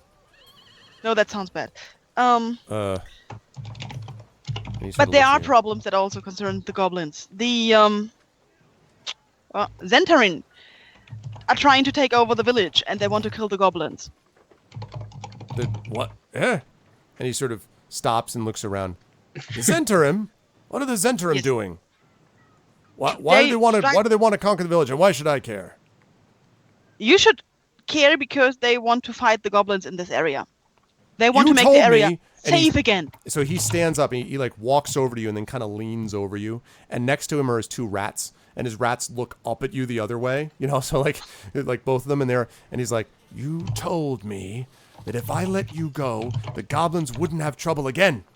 Now we have been 24 hours and now you lied to me? No. I told you there were no trouble with the villagers. The village is being conquered. I'm giving you a fair warning. You can be angry at me all you want, but it's still a fair warning. One human's the same as another, and he kind of waves his They're hand. not humans. What? None of us is human. He's a halfling, I'm a dwarf, not humans. No, not And you, essentially them, they're the elves. villagers. I don't care who you are. You're all not goblins. That's all that matters. All the not goblins are just not goblins. Anyway, and he sort of looks at you. He's like, so... what do you mean? They're going to take over the village and then they're going to come for my people? Yes. And he kind of looks around. Well, and then he starts muttering, damn it, trust stupid. And he kind of looks around and says, well, so that means we have to defend ourselves. All right, you two. And he starts issuing orders. This way, you, go that way. You know, the rats start to get ready. Everyone starts to get riled up. All right, we're going to close down this cave. No one gets in or out. And they're all like, yes, boss. Okay. Wait. So he stops as he sees you. What? I would like to get out. Well, I mean, fine, you can leave, and then we're just going to protect the cave, and that's it. Thanks for delivering the message. We're going to protect the cave now. Goodbye. Good. I'm just so tired of this. I nudge Greta. We could hire them. What? Yeah. So, We could hire them. Hark. Don't you think we might stand a better chance if we join forces against the Zentarim? Do you mean... And he sort of looks around. He lowers his voice. You mean work together? He seems almost scandalized. No. Fight together. Oh. And he kind of processes that. He's sort of like, you can tell he's like consulting the thesaurus in his brain. Does fight equal work? I don't... So he's like, you want us to work together, to fight together, to beat the Zentarim, and then the goblins will be safe. Right? Yes. At least I hope so. And he says, all right, what's in it for us? Besides just, we'll be safe. I've heard that before. What do you want? Well, let's see. Territory, money. He starts kind of walking around the room. Some new rats. The rats look at him. Let's see. My own private chef. And he looks back. A chef. A chef. And he kind of stares at all of you. That's what I've been missing. That's... all bosses have chefs. And Ambassador Gleek, who has this entire time just been like frozen with a smile with his hands outstretched to where you no longer are standing because you've left there some while ago to talk to him. And he like all of a sudden he's like, yes, Great Hark. You need a cook because all bosses have cooks, and none of us can cook for you. And he's like, well, Tark's like, that's true. All of you are terrible cooks. The last time I had the ogre doing it, and God knows what he was making. He says, all right, well, let's see. If you can promise me a cook, and he points at you, Greta. One of you, a cook. I don't care which. All of you are not goblins, just the one not goblin that's a cook. Then I'll allow it. You'll just have to deliver meals to us every week. And he kind of he's clearly making this up as he goes along. And there's a menu that we must have. And in exchange, we'll help you fight. If you leave us alone. Does the chef have to live here in the cave or just deliver meals from the menu? That's fine, as long as they deliver meals. I don't want them here anyway. I look at Celtic, a little bit helpless. I'm just like, you got this. You got this. Yeah, and Gleek is behind Celsic giving the exact same motion. Thumbs up. This is a great idea. This is a very delicate matter. What kind of food do goblins actually prefer? And he says, so he sort of looks and he says, well, the same thing as everything else. Rotting meat, toad eyeballs, let's see, fish tongues, let's see, human brains, just once in a while. That's kind of a delicacy. Things like that. Sure. Just what every normal person eats, right? He kind of looks around, everyone's like, oh yeah, they all nod, you know. The rat kind of, you know, looks and sniffs. Yeah, we dwarves have strange tastes, that's why I had to ask. All right, we'll do it. Well, it'll take a little while to get everyone ready, though. When do you need these people to help you fight? If there are now 7 dangerous humans in town, and the problem is one of them has a flying dragon messenger. Do you have any way of bringing that one down? Could you stop something that flies fast? He says, they have a dragon? And, like, everyone is like, dun, dun, dun. Like, they stagger back. Like, they're like, a dragon? What are you told about? You said fighting Zentarim, not dragons? And they're like, they're all, like, freaking out. The rats are like, squeak, squeek. Even Gleek is like, you know, Gleek is huddled in a corner like this, you know, like, dragons. He's like, are you crazy? We'll get destroyed. No, it's like this. It's only a small dragon. Winged snake. Like this. Oh, and he's like, oh, and everyone sort of calms down. One of the rats had like climbed up half the wall and like kind of scurries back down. Oh, dragon. Yes, a flying dragon. Well, I think I heard about those once. I think they fly really fast though. But Dude, you go ahead. Do you have any power over the bats? Sea Inquisitor. Yes. The bats. Same thought. Well, not usually, but. And he kind of whispers over at to one of the his bodyguards, and the bodyguard kind of nods, and he says, but that was our secret plan, though. And Gleek sort of looks so surprised, like he doesn't know about this either. And then he says, all right, he looks back at you. If I tell you this secret plan, which is secret, and he looks at the 40 other people in the room, and they're all nodding furiously, secret. If I tell you this secret plan, it's going to cost you... And he does some mental calculations in his head, you can see. 2 chefs! And they're like, they're all like slapping him on the back like he's got a great deal. You know, like 2 chefs. 2 cooks. That's right, 2! 2 cooks. It's just more meals. Yeah. They haven't got to live here. He says, 2 chefs, or you get nothing. And he kind of folds his arms and waits. Okay. And so he says, you see, the bats don't just come out through that cave. And the villagers and the other goblins in the room kind of chuckle. And he looks at all of them. I said secret, and they all stop. And then he's like, and he says, you see, and he lowers his voice. There's an area not that far from the village. It's a kind of an exit way from the cave, you see. And for a long time, we've thought that if everything's ever got really bad, we could use that little way to cause some distractions. You know what I mean? Open it up, out come the bats. Mm-hmm. So, we could do that. But it'll cost you those 2 cooks. The thing You can is, promise them anything they want. you can do that. I can't. How about a chef who is also a cook? And he says, 2 separate people, or no deal. And he smiles like he's really gotten something over You're on too you. smart for me, Hark. He sort of nods. He nods, and he's like, aha! He kind of slaps one of his rats on the back of the harness. The rat's like, stumbles forward. And Hark says, all right, I like this plan. All right, so we'll do it. But how fast? Now, 2 hours, the thing our is, character- Now? Celtic, do you have Celtic? You are a stealth master here. How could we make the most use of our forces here to overwhelm the people in the village? The evil people. We could yell stealth and charge really, really fast. Thank you.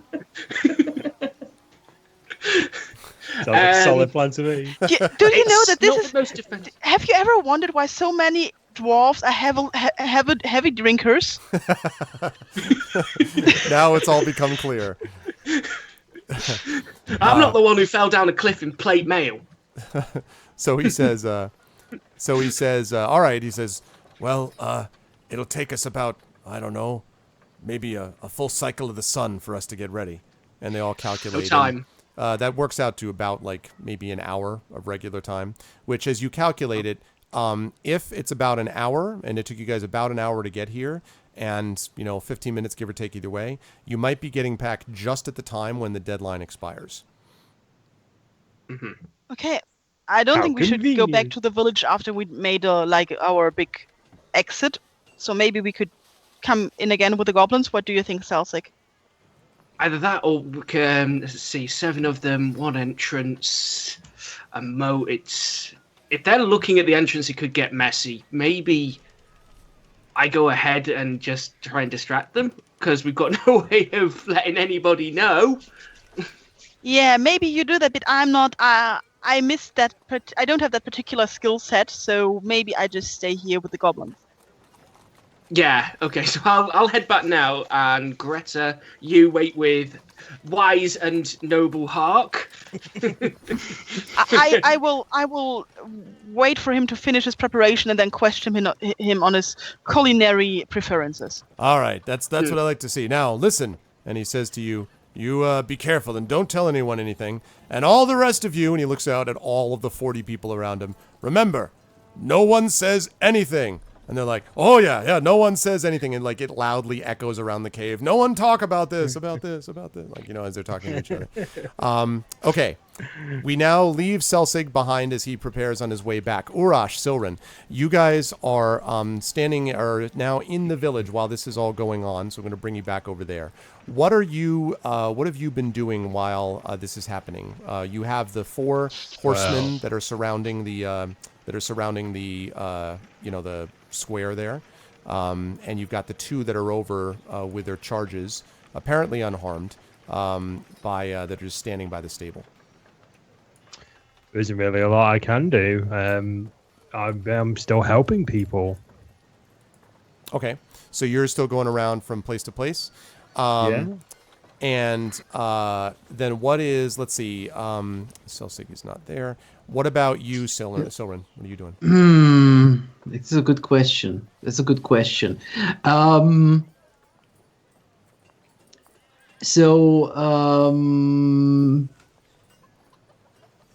I could. So I assume the innkeeper was still doing his negotiations and his stalling bureaucracy and stuff like that. Could there be a chance that I could be of assistance there to get a little bit more time, or get a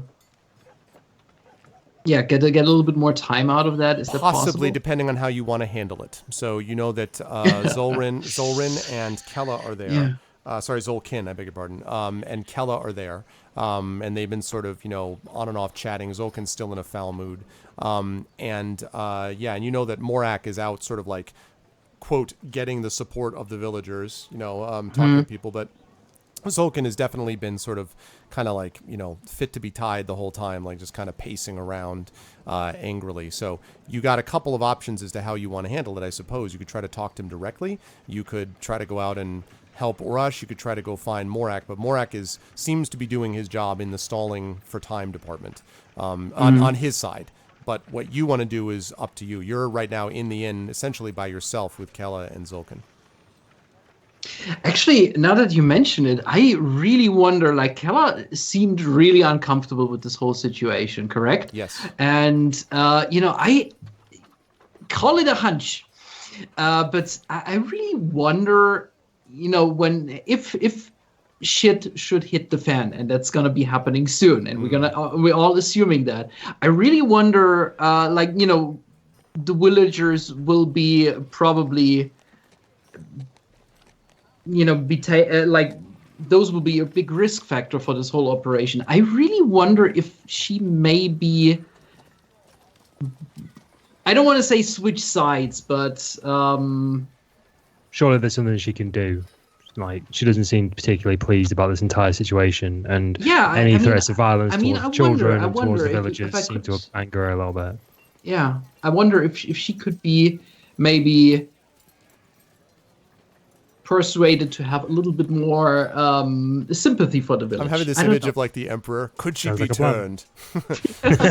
She will join us or die, master. Sounds like a plan. Yes. Actually, can I change what I'm doing? I am helping people, but can I, like, try and rope in the 4 people on horseback? Can I, like, try and convince them basically by saying stuff like, well, if you're just going to stand there, you've got arms, you've got legs, at least give us a hand. If you want to take over this entire village, you need to help build it back up. Sure. Which one do you want to, presumably you're not yelling at all of them. Which one are you trying to? Well, I'll do the one at the south side of the square first. Okay.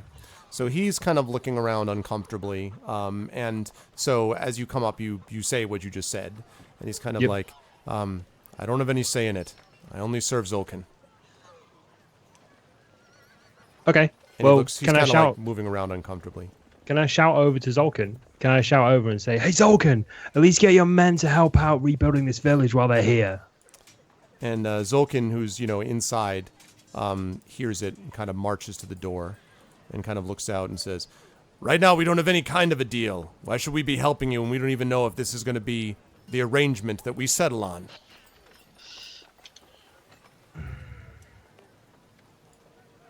Can't expect anything like help from the Black Network, eh? And he says, you're not even going to help people in need. Oh, we help plenty of people in need, my friend. And he has this nasty smile. Yeah, we just for the right price, right?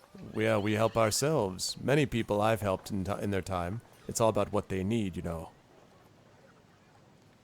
right, I'll go back to helping people. Okay. But you can tell that your words have definitely had a little bit of an influence. I mean, at least to the extent that the person kind of looks after you a few times and kind of, moves around nervously. You get the impression that these guys are used to acting as cut purses. They're used to being kind of like local muscle. They're not really big fans of taking over towns and villages. Like, this is a little bit beyond what they normally do, you get the impression. So they, as you continue to move around and help and do what you're going to do. Silrin, you're still sitting inside there at the table, what do you want to do beyond that, if anything? I thought I could maybe try to go into a dialogue with Kella and maybe try to have her show some sympathy for this whole thing. But as I see, like, whatever stats I have that could be helpful for that, that's probably not gonna happen. Okay. So maybe I should just, since the other ones, since I obviously have overheard this conversation about, the other guys not really doing anything, maybe I should also try to help Urash a little bit with whatever I can. Okay, but, you can do that. One thing I want to point out, though, is that don't worry as much about the stats. Worry about how you think you would react in this situation, and role play it, which means, the skills can make an adjustment, but don't worry about that. And the only thing I wanted to mention was that you have been with the villagers, so you know them a little better than the rest of the party does, having been in the caves. For take that for what you will. Okay. Yeah, but I think now I think I'm gonna stick by that, and I'm gonna do some help as well, but because I seriously can't think of something better right now. I don't know. Okay, so I'm gonna move to the guy near the east side of town, right? So I like picking up bits of debris and like putting stuff back together and trying to like put part of this house back together and all this sort of stuff. I'm just gonna kind of turn to the guy, not like addressing him, but making comments like, "Really, you really gonna do this? You gonna? These people have just lost like some of their friends, some of their family. Mm-hmm. Look at this place, and you're really gonna march in here with your boss and you're going to try and take it over?" And so you can see like he kind of, he sort of is shaking his head and kind of is like, I don't have anything to do with it. Just blame, it's Zulkin's word. He's the one that we follow. He's the one that you follow. So you've got no voice of your own, no arm of your own, no sword of your own. You're just a puppet for somebody else. Is that right? I won't even let him reply. I'm just going to walk away and carry on doing what I'm doing. Okay. So you do that, and you continue with this kind of conversation, I believe, as this is happening. And all of this is going around from place to place. And then you hear, in the distance, you hear the sound of guttural screams and yells. And these guttural screams and yells coming from outside the town do not sound goblinoid to you, nor do they sound like humans. And you can see that the horsemen kind of like look around nervously and sort of talk to each other. And then they're kind of staring over at the gate and staring over at the place. And they're kind of like, and they kind of, turn to each other and, what is this? And Zulkin comes to the door of the inn, is like, what the hell is going on? And one of the villagers comes running back from the entrance and runs up and says, and runs over to you and says, Where's Morak? Where's Morak?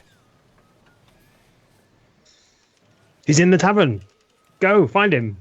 What's going on? What's happening? He goes on and he says, there's orcs, tons of them coming that way. And Zulkin says, the hells. And he kind of looks at you and he looks at Kella and he says, listen, I don't know what you think the orcs are going to do here, but you don't really have time to wait. Now, either we draw up this drawbridge and we fight together, or we all die as one. What do you want? Sorry, who was he talking to then? He was talking to basically you, and Morak is still inside the tavern. And so he, basically is talking to you, Zulkin is. And, looking also at Silrin, who comes up behind and says, what do you people want? And you begin to hear this yelling getting louder and louder from the outside. And it definitely does sound like orcs. Okay. I'll go and try and raise the drawbridge. I'll see if people will help me. Okay.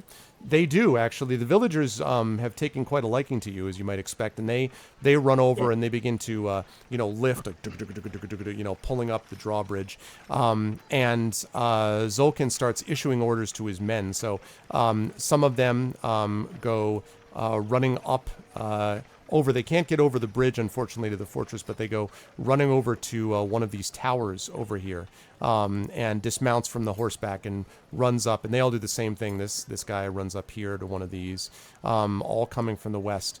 Silrin, do you or Urash want to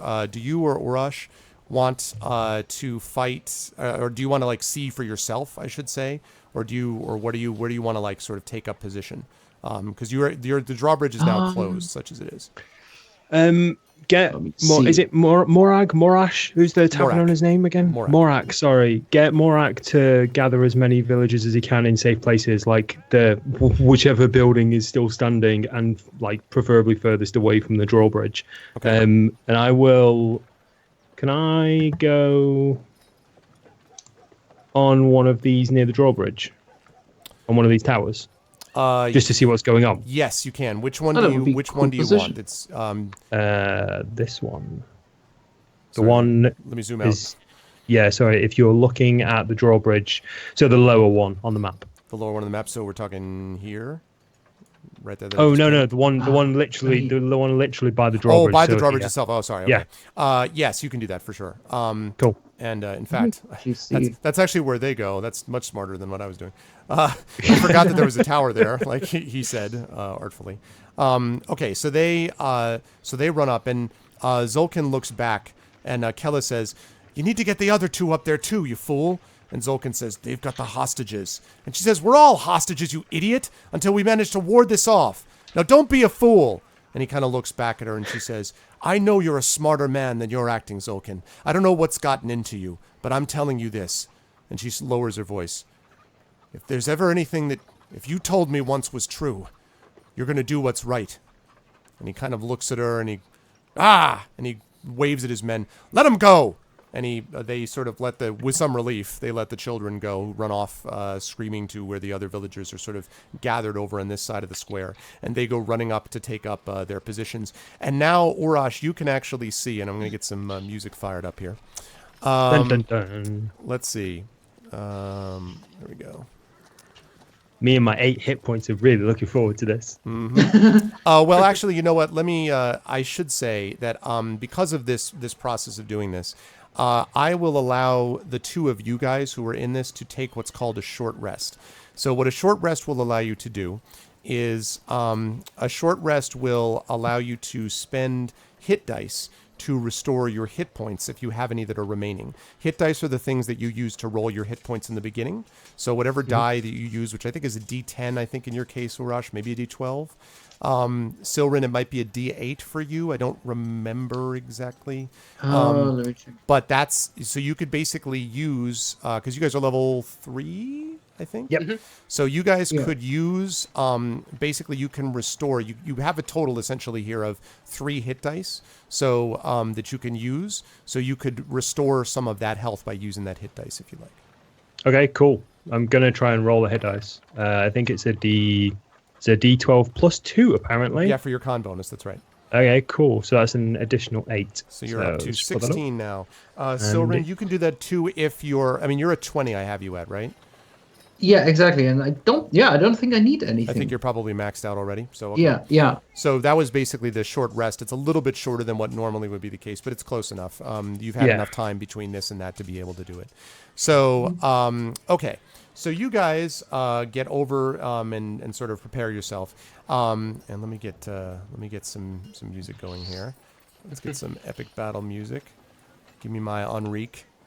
Suddenly J-pop. Yeah, no. Hell no. Shout outs to my boy Enrique, who does some great battle music. All right. Nice. There we go. So now you actually can see over the horizon what they've been yelling about. You can see them appearing. These are a group of orcs that are indeed there. And you see a large group of them, 20 in fact, orcs that are heading towards the village from the western side.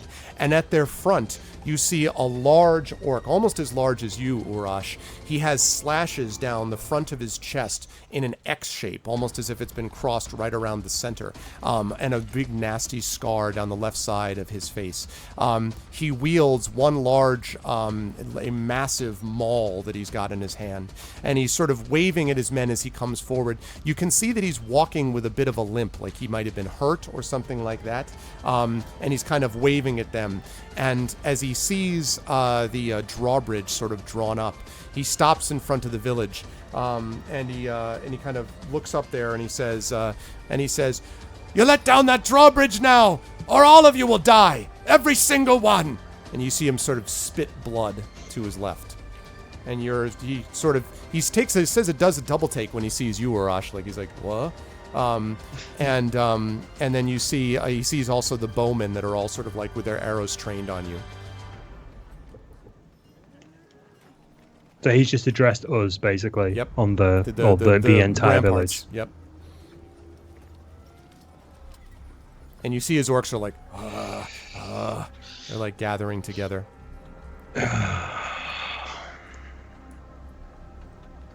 I don't really know what to do in this position other than pick a fight, and I don't really want to do that right now.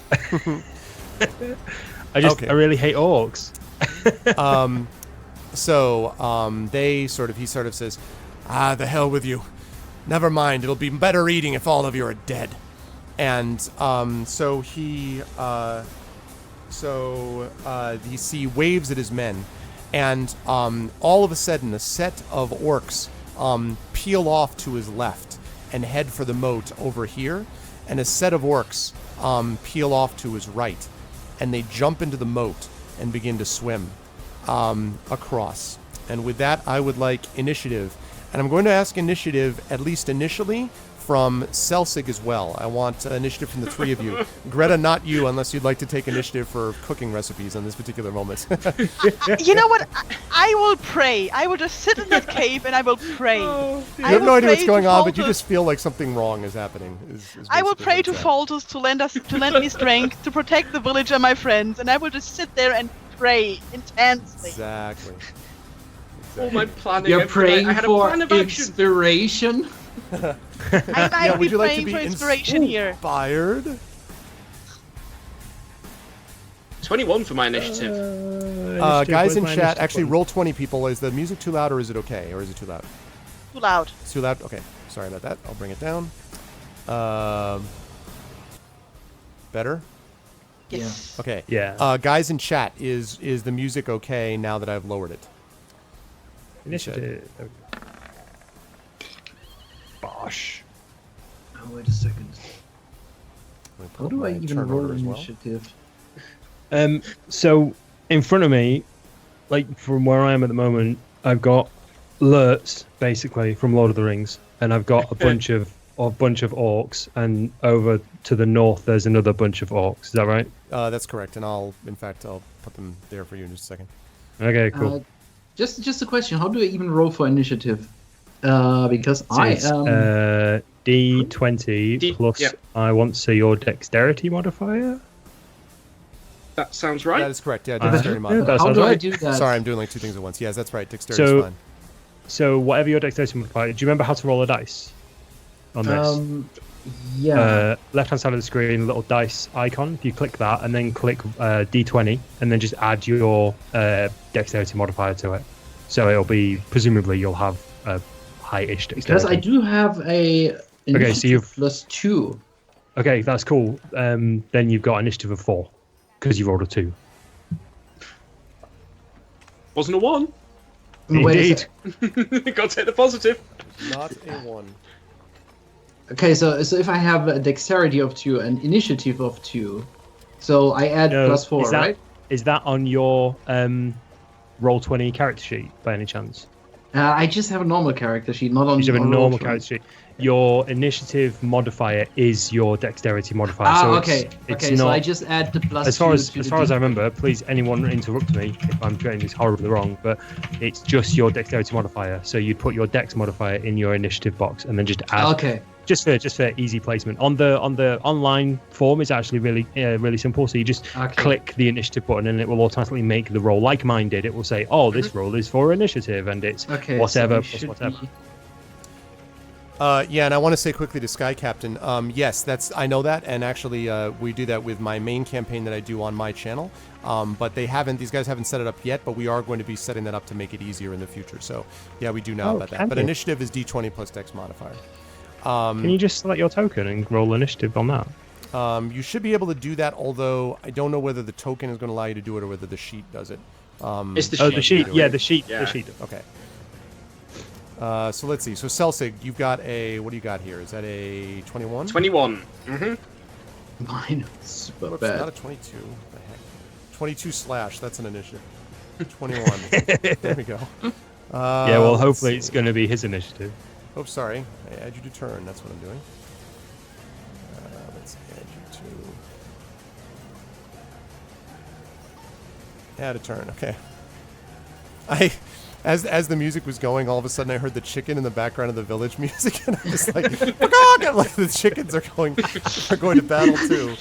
Oh god. As if okay. this day couldn't get any worse. Exactly. Suddenly For it the village. turns into a Zelda meme. So- Just Yeah, a block of exactly. chickens. I was thinking Someone Hot Shots Part 2. Keep Silren, Yeah. Silren, where the hell are you? Why am I not seeing your? I am here in more or less in the southwest of the village on this one tower. Ah, there you are. And Yeah, that will exactly. make it actually pretty easy to attack the enemies that went south of the drawbridge into the water. Gotcha. I think they went north, didn't they? Or did the sun go Because north? I want to try out a magic missile. Okay. Because I got that. Because you're gonna try magic We'll missile. find out. Yes. All right. Let me But I'm probably way down the road in terms of turn order. maybe a little way. Yeah. Yeah. I'm slow the whole evening. This roll is just perfect in terms of that. Okay. Let's see. There we go. Fury me. That's fear not. That's not actually a massive giant orc, although it's tempting. I won't worry too much about it. We've got, 20 orcs? 19 orcs? One big, massive Urukai orc. We've got few spare bodies we can throw at them from Zentarim. A couple of dragons. And us, we're fine. They should have brought more men. A couple of dragons. Couple of dragons. Couple of dragons. Oh, we should have threatened them with that, actually. We're under protection by the Zentarim, and we have 2 dragons in here, so back off. Oh, well. Yeah, how about that little flying dragon, huh? Did he send that out for reinforcements already? It has been sort of floating around here and there in the village, but as you look up, you actually don't see it right now. And you're not sure what to make of that. Okay, there are the 10 that's there. Count that right? Yeah. We have a message. It says, "We're buggered, Xanthrin." Please send help. Orcs, lol. Oh, you went to that village? No. Yeah, exactly.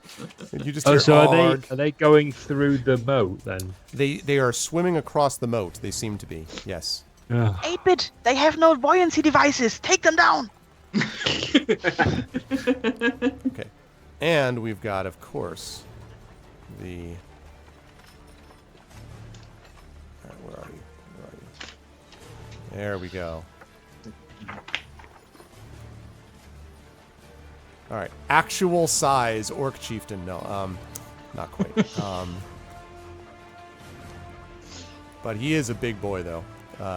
He definitely is pretty freaking large. And he stands sort of defiantly watching as his orcs swim to the left and the right. Okay, here we go. So we will start out here with Celsig. You were up first. Oh wait, I'm sorry. Yes, you are up first. Yes, I'm right. I'm correct. Yeah. I'm just quickly checking what I can do. Right. Okay. Move a distance and take an action. There appears to be a wall of orcs between me and the place I was going to head for. My actual plan was literally right where these gits are. I was literally going to run here and climb over. Right. You don't. Actually, let me rephrase this. You're not there yet. What you can hear sort of shouting and yelling in the distance as you take as you're sort of bolting down there, and as you kind of look back over, as you're sort of on your way down. Now this is as you're sort of moving, you see running after you, along with a set of goblins, is your friend Ambassador Gleek, and a bunch of goblins that are behind him. So they are trailing you. And Hark has not gone on this thing, but he has sent a couple of giant rats with the crew as well. So basically it's you trailed by a few turns by the goblins, and so that's basically what you've got. So you're not there yet, but you hear the sound of clashing and yelling and screaming coming from the location of where the village is. Right. So I guess I'm going to have to keep going forward to see what is actually going on. Is my main move really? Okay. So you're going to basically bolt, top speed type of thing. Yep. Dash basically. But just burn up all of however far I can move. Okay. All right. So you are absolutely booking it as you head over the hill. The goblins behind you, Gleek, are like, "Wait for us!" Like in the background as he's like trying to keep up with you. I sense danger. Yeah, there's danger. Okay. That leads us to Urash. What's your dexterity, please? Just the raw score. 13. Okay. So you were up next. Cool. Is it just the orc chieftain that stood there, or are there orcs around him as well? No, it's just the orc chieftain sort of staring up at you defiantly, and the orcs that he sent to either side, the 10 to the north, the 10 to the south. Okay, cool. I'm going to jump in the moat. Okay. What's the plan? All right, so You leap into the moat with a splash. Sploosh. And now, Cannonball. right now, the only thing is, remind me what you're wearing. No. Well, a loincloth and a shield. Okay.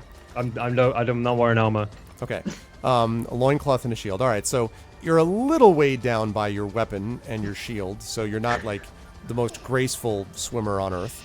Yep, But you that's sort of. fine. But as you land there, you're able to move. So you're probably able to get along with the jump, maybe till about here. I guess we might say. So like there. Yeah. Roughly. Okay. I was just imagine maybe he helped in the village and had a few bricks down on the back of his on his back as jumping into the I water. Just takes the carrying boulder with him, immediately. like. I'm still carrying a boulder. I'm just like, oh no, I don't need this anymore. I can walk really easily in this water now. Mistakes were made. He just falls in. All right. Okay. So that leads us to the bad guys who go next. Unfortunately, before you, Silrin. That's Okay. These guys basically swim the rest of the way over to the moat, and as they get to the side of the moat, you see that some of them begin to line it, and you see actually a few of them are actually starting to stand on each other's shoulders, like they're going to try to reach over to the wall.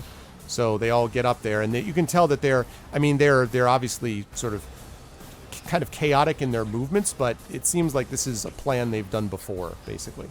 The ones over on this side do not do that, because the ones over on this side see a couple of weak spots in the wall that they begin to come up with and chop away at with their sort of short machete-like swords almost, which, although they are not, super effective when you have something that's as broken down as this is, you think there definitely is a danger there, and they're like chop, chop, chop, chop, chop, chop, chop, right? Okay. The orc chieftain sees you, and he comes over and he says, "So, you've thrown your lot in with them, have you? Typical filth." And as he stares at you, Urash, you're half orc, right? Not a full orc? Yep. Right, And and I he hate says- orcs. And he says, "It's typical of your kind. Let me tell you, what kind of a bastard were you? Was it your mother or your father that gave you the human weakness you have?" And he sort of bangs the club on the ground in front of you. "Come on, then!" As he's staring at you, looking at in the water. Okay. And that leads us to... But he's not jumping in the water. He's waiting for you. Silrin, that's you're fine. up. That's fine. Okay. So I'm actually, I think, in a pretty good position to try, so I can try and fry those orcs that are currently trying to chop the walls. Yep. I think I can try and fry them with a magic missile. Well, at least one of them. Yes, you could definitely do that. I'm sorry, I just started cracking up Like because a I massive just saw magic missile. Jedi's quote. "Look to my coming at first light on the fifth day. At dawn, look to the east, but it's Gleek." I just saw the G. Maybe and I blacked out for a second, but we never addressed why he suddenly went so illiterate. Oh, why? Well, go ahead. He Greta. just had it in him. Because story reasons. that's Well, why. no, the impression that you had was that it was fear was a lot of what was motivating him before. But since he's got his robes, since he became an ambassador, he feels a lot better about himself, basically. So yes, yeah, that's actually very true, Sodi.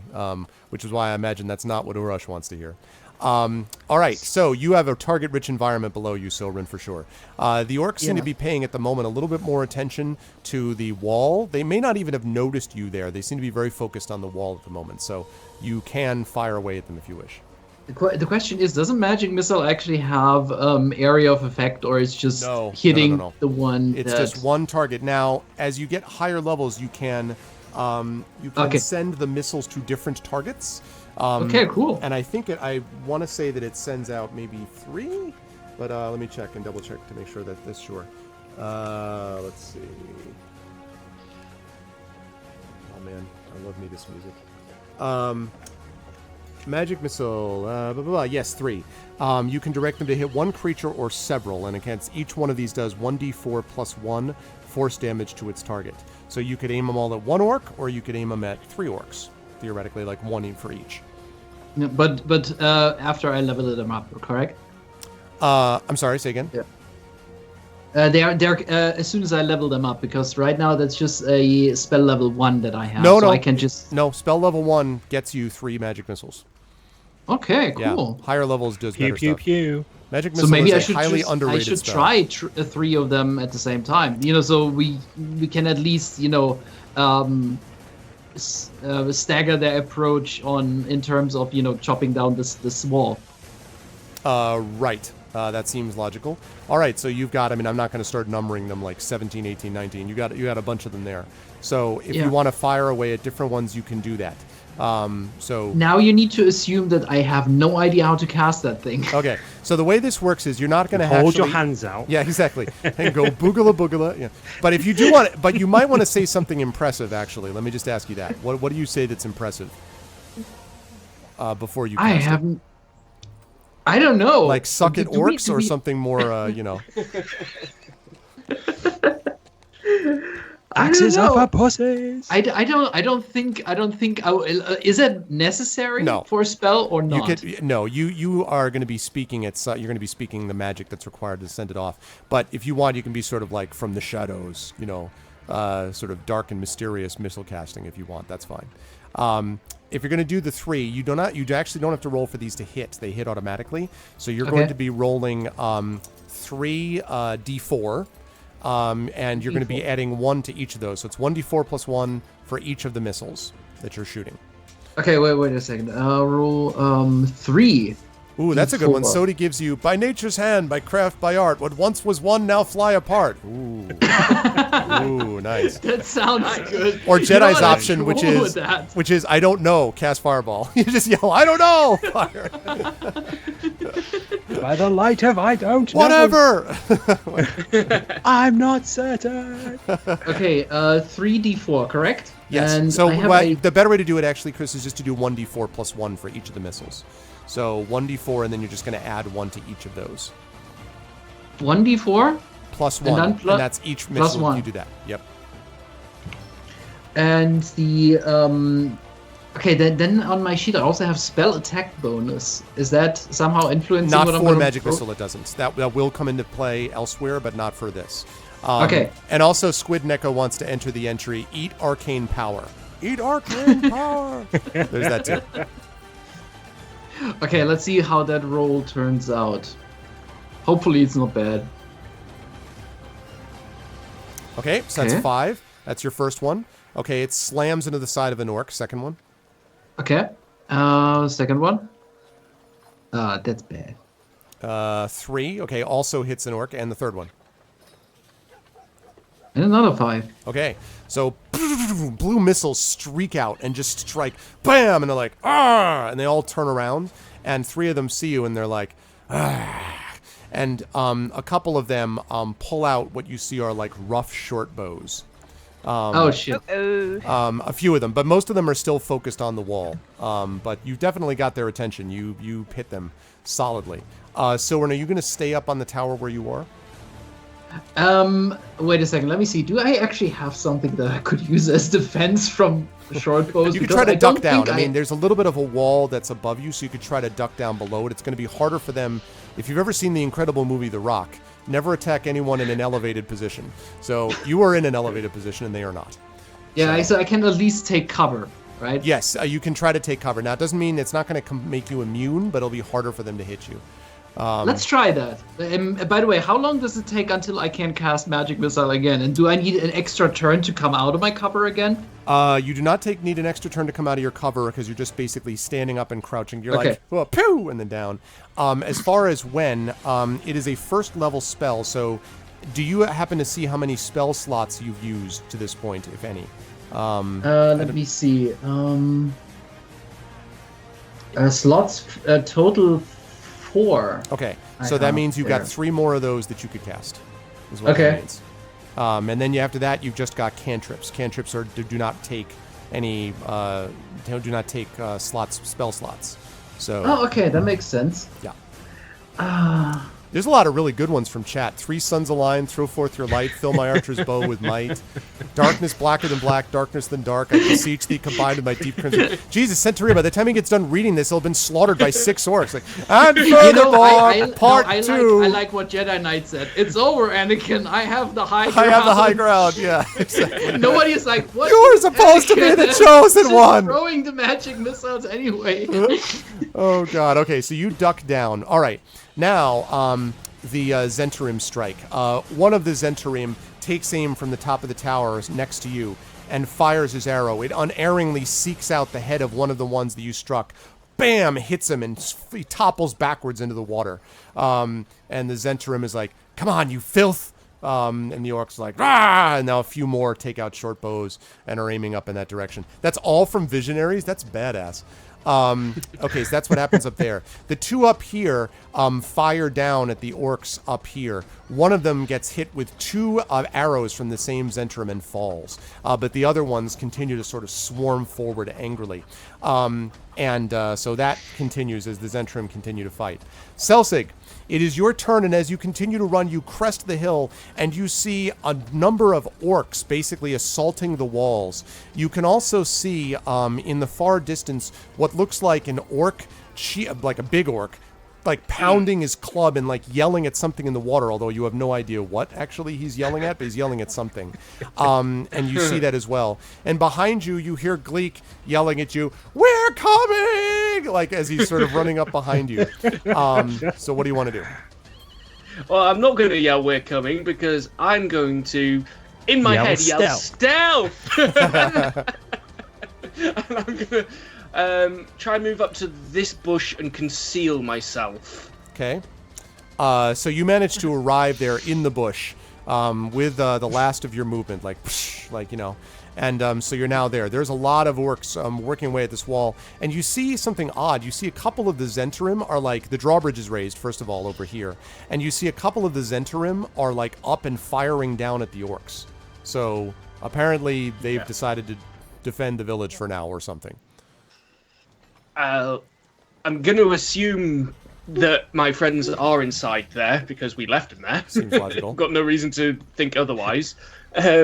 Quickly reevaluate my priorities. Now, do I... Yeah, okay. I'm going to take a shot at one of the orcs climbing over there with my short bow. Okay, point out which one for me. You got a target-rich environment here. Probably this one, since he's pretty much straight line across. One? Okay, let's see how we got for... Let's see, it's 5 feet. 5, 10, 15, 20. Okay, yeah, that's about 40 feet from you. Okay. Should be in range. 30 feet. 30 feet. That's alright, I've got a range of 80 on this. Okay, that's fine. Yeah, okay. Just have a macro. Hashtag humble brag. Oh, I got 80 feet, so... Bollocks. And a 6. So, the thing about range is... so you're like, pew! And it like lands, like goes right past his head into the wall. And they're like, huh? And then the orc turns around. And he's staring at the bush. And he's like, oi! And he elbows the guy next to him. So now you have 2 orcs looking at, like, very, very hard at the bush. And we'll see if they can figure out what's going to happen as a consequence of that. Okay. Must have been the wind. Must have been, yeah, like, right. Urash, you were up next. And Silrin, you're going to be up after the orcs go. So, but Urash is next. Cool. Can I get out of the water? For sure, but you right now have a very angry orc chieftain in front of you. That's absolutely fine. I'm going to get out of the water to about here. I think you can probably see where I am at the moment, just in front of the orc chieftain. I'm going to draw my... Here. Okay. Sorry? I was just zooming in for drama for chat, so... That's cool. Yeah, so I'm going to draw my axe. I'm going to smile slightly menacingly at the orc chieftain, and I'm going to say, my name is Urash Durak. I am the son of Duran and Sinor, who are both very much alive and living in the half-orc village of Palashuk. And I'm going to enjoy gutting you, you filth.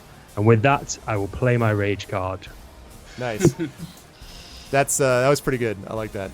There's nothing I didn't like about that.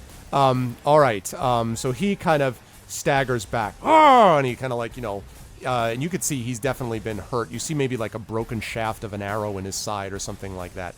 And he's kind of like, slamming his maul down. All right, do it up. So is this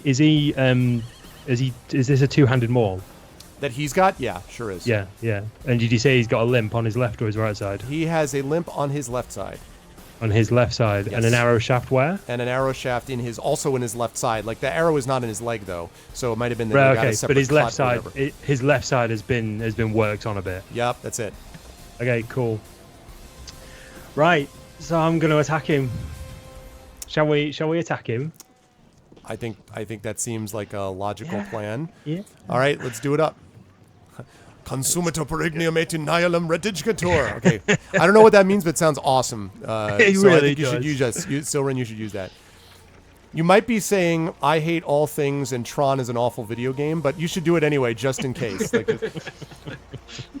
I hate roguelikes! Yeah, chat would do that to me. Right. I totally There you believe go. it. Oh no, that was my attack. Oh, curses. I've got this set wrong, haven't I? Yeah, quite possibly, because I no. think you got a shield. Oh no. I do. I need to know what my to hit score is. It's good, yeah. It's all going horribly wrong. Let me see, Great X. I can Hit. try To to find hit. it. To hit. Where's my to hit? I'm sure it's like 1d12 plus something. Well, I wanna that's say- damage. That's damage, That's isn't damage. Great, that's damage. But it's always d20 plus something. But it? so Bear with it's just me. gonna be a regular. So it's just a regular melee attack. So you may have that actually. It's just would be maybe less damage that you'd be doing with it. So because your strength bonus is 5, right? That's your attack bonus is 5. 3. Yeah, attack bonus is 5. Attack sorry. bonus is 5. Then that's fine. Then that just means that is a hit. It's just you're going to be doing not two-handed damage but one-handed damage, which will Cool. be whatever that is. I think that's 1d12 plus strength, I believe. Yeah, I believe you're right too. He has, by the way, chainmail that he's wearing, and you slash him despite that. Sissy. Real half orcs don't wear armor. Right, so have I hit him then? Yeah, you hit him. That's a hit. Yeah, hit him. Okay, cool. So roll for damage, which would be the 1d12 plus my strength I think it should be plus your modifier. strength bonus. Yes, that's right. Yeah, that's cool. There you go. All right. Oh no, that's No, what that's exactly 20. the same thing. No, it's a d20. That's what exactly want- the same thing. Yeah, you want d12. So this is the first. Yeah, this is the first time I'm using the character sheet to do attacks. So bear with me a second. Oh, that's what it means, Christensen? Be consumed by the fire and be brought to There we go. naught, annihilated. Oh, okay, cool. So you should actually do it. Oh, no. Okay. Botchamania. So what you should do actually is you should say that, Chris, and then you should immediately translate it. What's a bogadot? Or be consumed by the fire, like for anyone who doesn't know what it actually is. Oh, sorry, I forgot to add my +2 for my rage as well. So that's 6 Okay. +2 damage. So grand total of 8. Is that right? 8? What? 8? No, 6. Oh, 4 plus 'Cause 2. I I rolled a thought 1, it was 6. I'm sorry. Rolled a 4 1, plus 2, plus right. 3 strength, plus Okay. 2 rage. Okay, so you hit him. He seems not that perturbed by that hit. And he's just like, real orcs don't wear armor. Real orcs know how to actually hit their opponent. And then he reaches out and he swings his giant maul at you with a 21. Yeah, pretty much. Okay. Let's see. Oh, this is gonna hurt. Okay, you take 10 points of damage from that hit. That's better than I was expecting. And you sort of stagger back, like, slightly. And he's like, Yep. and he kind of does the, come at me, bro, type of thing. Right? And so he does that, and he stays right where he is. Meanwhile, the orcs on the northern side, so 3 of them, make a stealth check for me, please, Selsig, because they're really trying to see what's going on in that bush.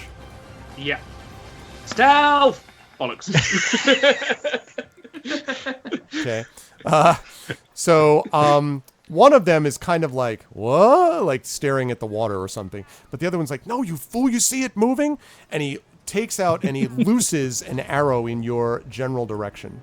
Now, you still got cover that as you're in the bush, but one of them clearly sees something moving there. Let's see. We're looking at... That's going to be a 17 to hit. That's a hit. Okay. Hold on a second. As I rapidly switch glasses. Because of course I do. Right. The Celtic should probably have a penalty to stealth, since probably every enemy can still smell him. It's still smell well, He went to the thing is, halfling washing station. he went to a watering station, and the other thing is, you got to remember when an orc is trying to smell things. Like, let's keep in Okay, mind. fair enough. You know. All right. Smells like dinner. Why do I help the enemy? So, yeah. Same team. Okay. So that is going to hit you. Let's see what it's going to do. Wow. Okay, that's going to do 7 points of damage to you. Ow. That was a pretty good damage roll. So hits you in the bush, and he's like, Painful. he's like, oi! He's like, come and fight us the right way, you coward! And then the other orc, who fires wildly because it still doesn't know what the hell his friend is talking about. The other ones are continuing to try to do their little human or orc tower thing, and one of them has now got to the top, and they're scrambling onto the top of the wall. They're not quite there, but this one is like just getting onto the top of the wall. So is this one. So are these on this side. The Zentarim, you can tell, are like sort of trying to rise to meet the new threat, but they're kind of going to have trouble doing that, perhaps. So as you sit there, you hear this sort of galloping sound, and you hear this, and you hear this attack, and then you hear a sound, and you look over out of the bush, and you see Gleek is charging down the hillside, but he sort of trips halfway through. And cuts rolled up in the furs, and he's like, rolls down the rest of the way. But behind him is Hark and a set of rats and a bunch of goblins coming down the hill. And the Zentarim, you actually, as you look back at the bush, you see the Zentarim have this horrifically confused expression on their face, like, what? And they're like, what do we? And one of them looks like he's going to draw at the goblin. The other one's like, no, you idiot, and he points at the orcs.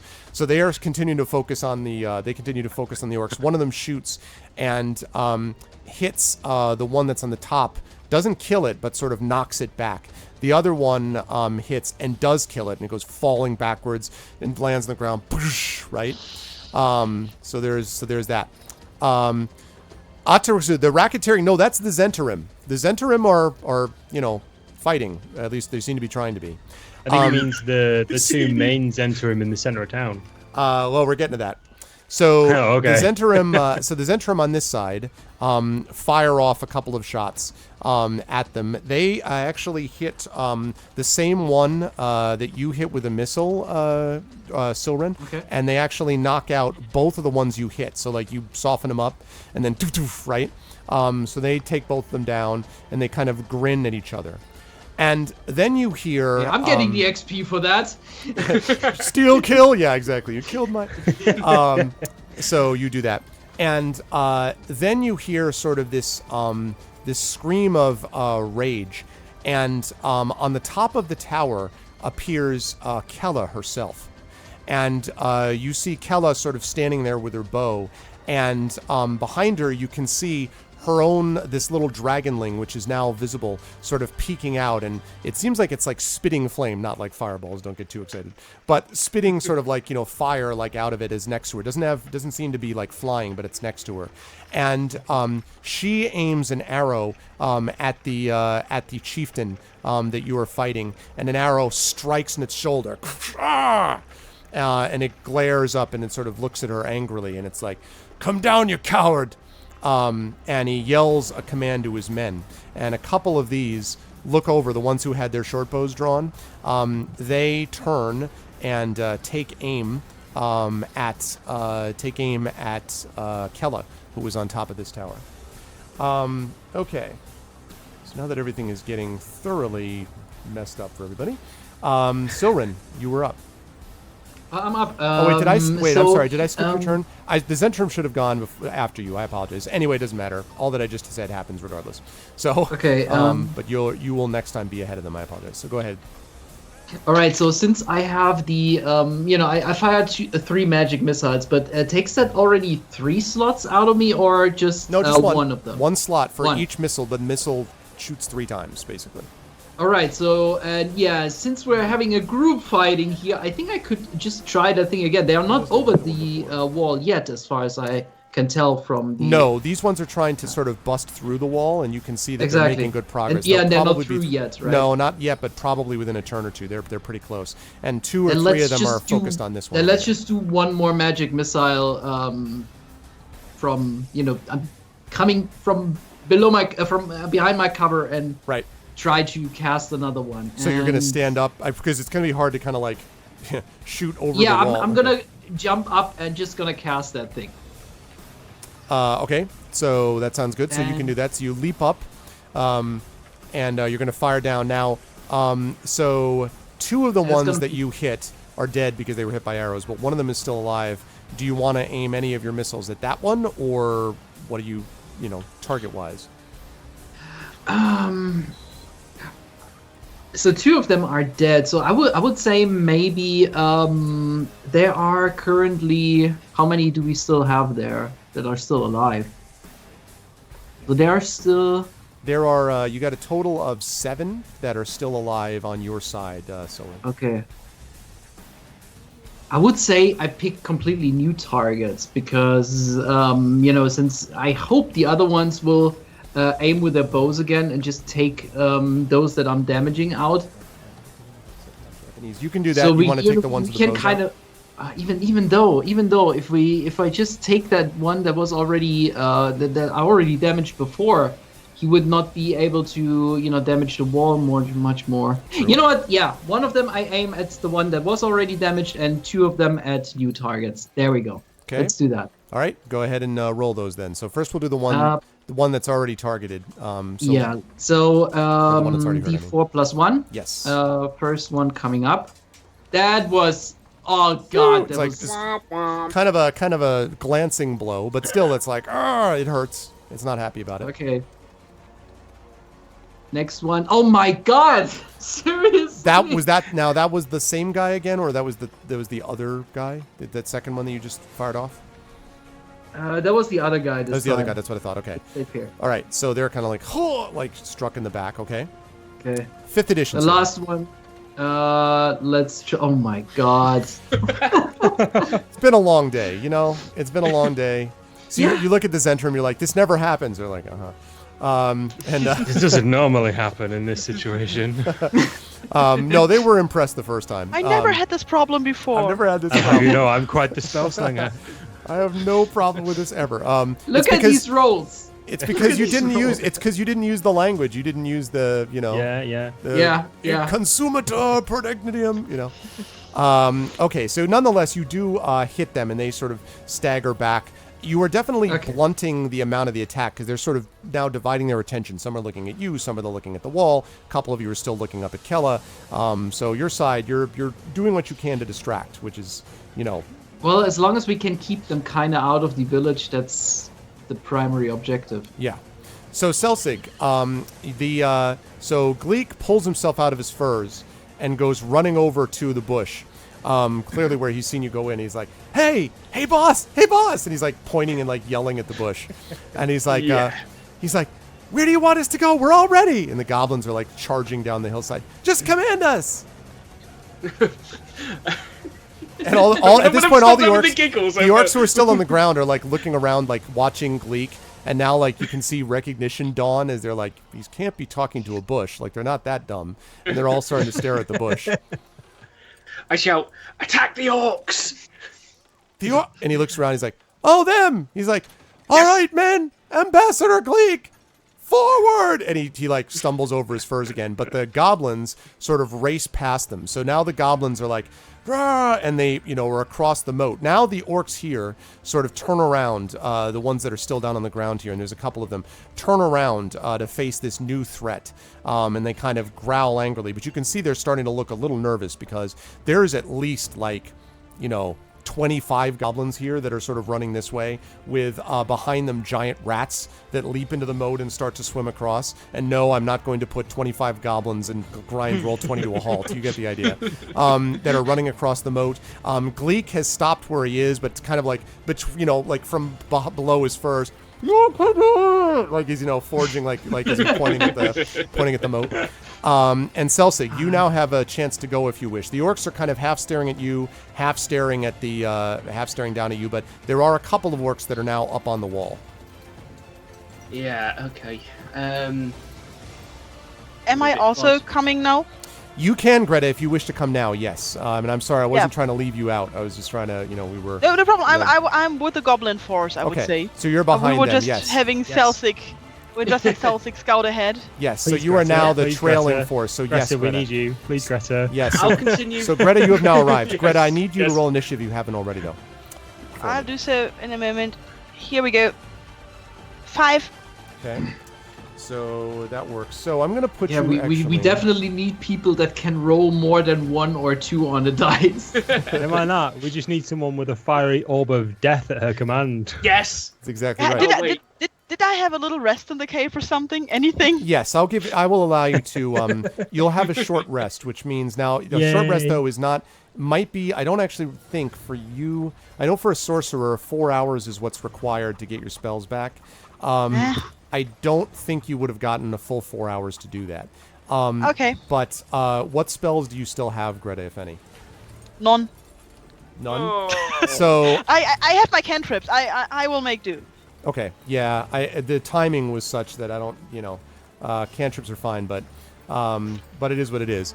Presumably, unless more things are waiting to attack you, you'll have this at this point. Okay. So, all right. So, Greta, you see Gleek sort of stumbling down the hill and so forth. On this turn coming up now, you will have a chance to go, but you see the hill, so you'll have a chance to act. If you want to place your character, in fact, yeah, there you go. Perfect. That's exactly what I was going to say. All right. Urash, you are locked in epic. Oh, no, Selsig first. I'm sorry. Selsig, you're staring at the orcs that are staring at the goblins that are, yeah.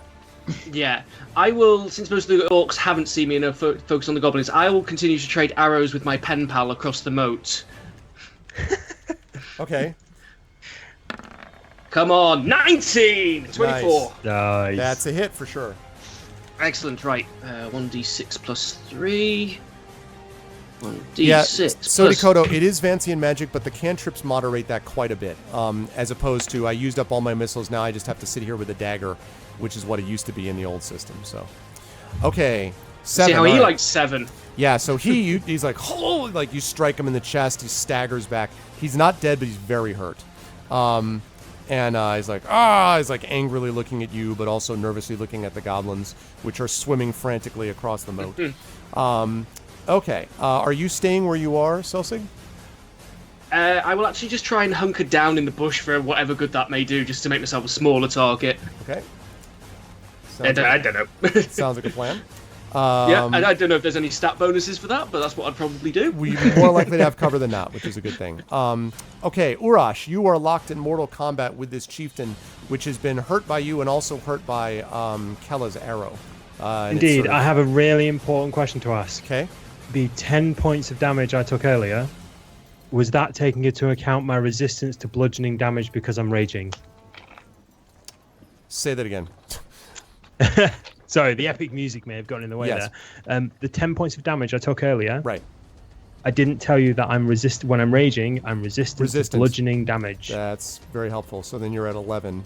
Yeah, so I'm actually 5 better off than I was. Yep. Okay. Excellent. Good call. Right, I'm going to swing at him and try and chop his face off. So we'll roll this one first. God, these That rolls. is not going to hit. Oh, swing and Unless a miss. chat wishes to inspire you.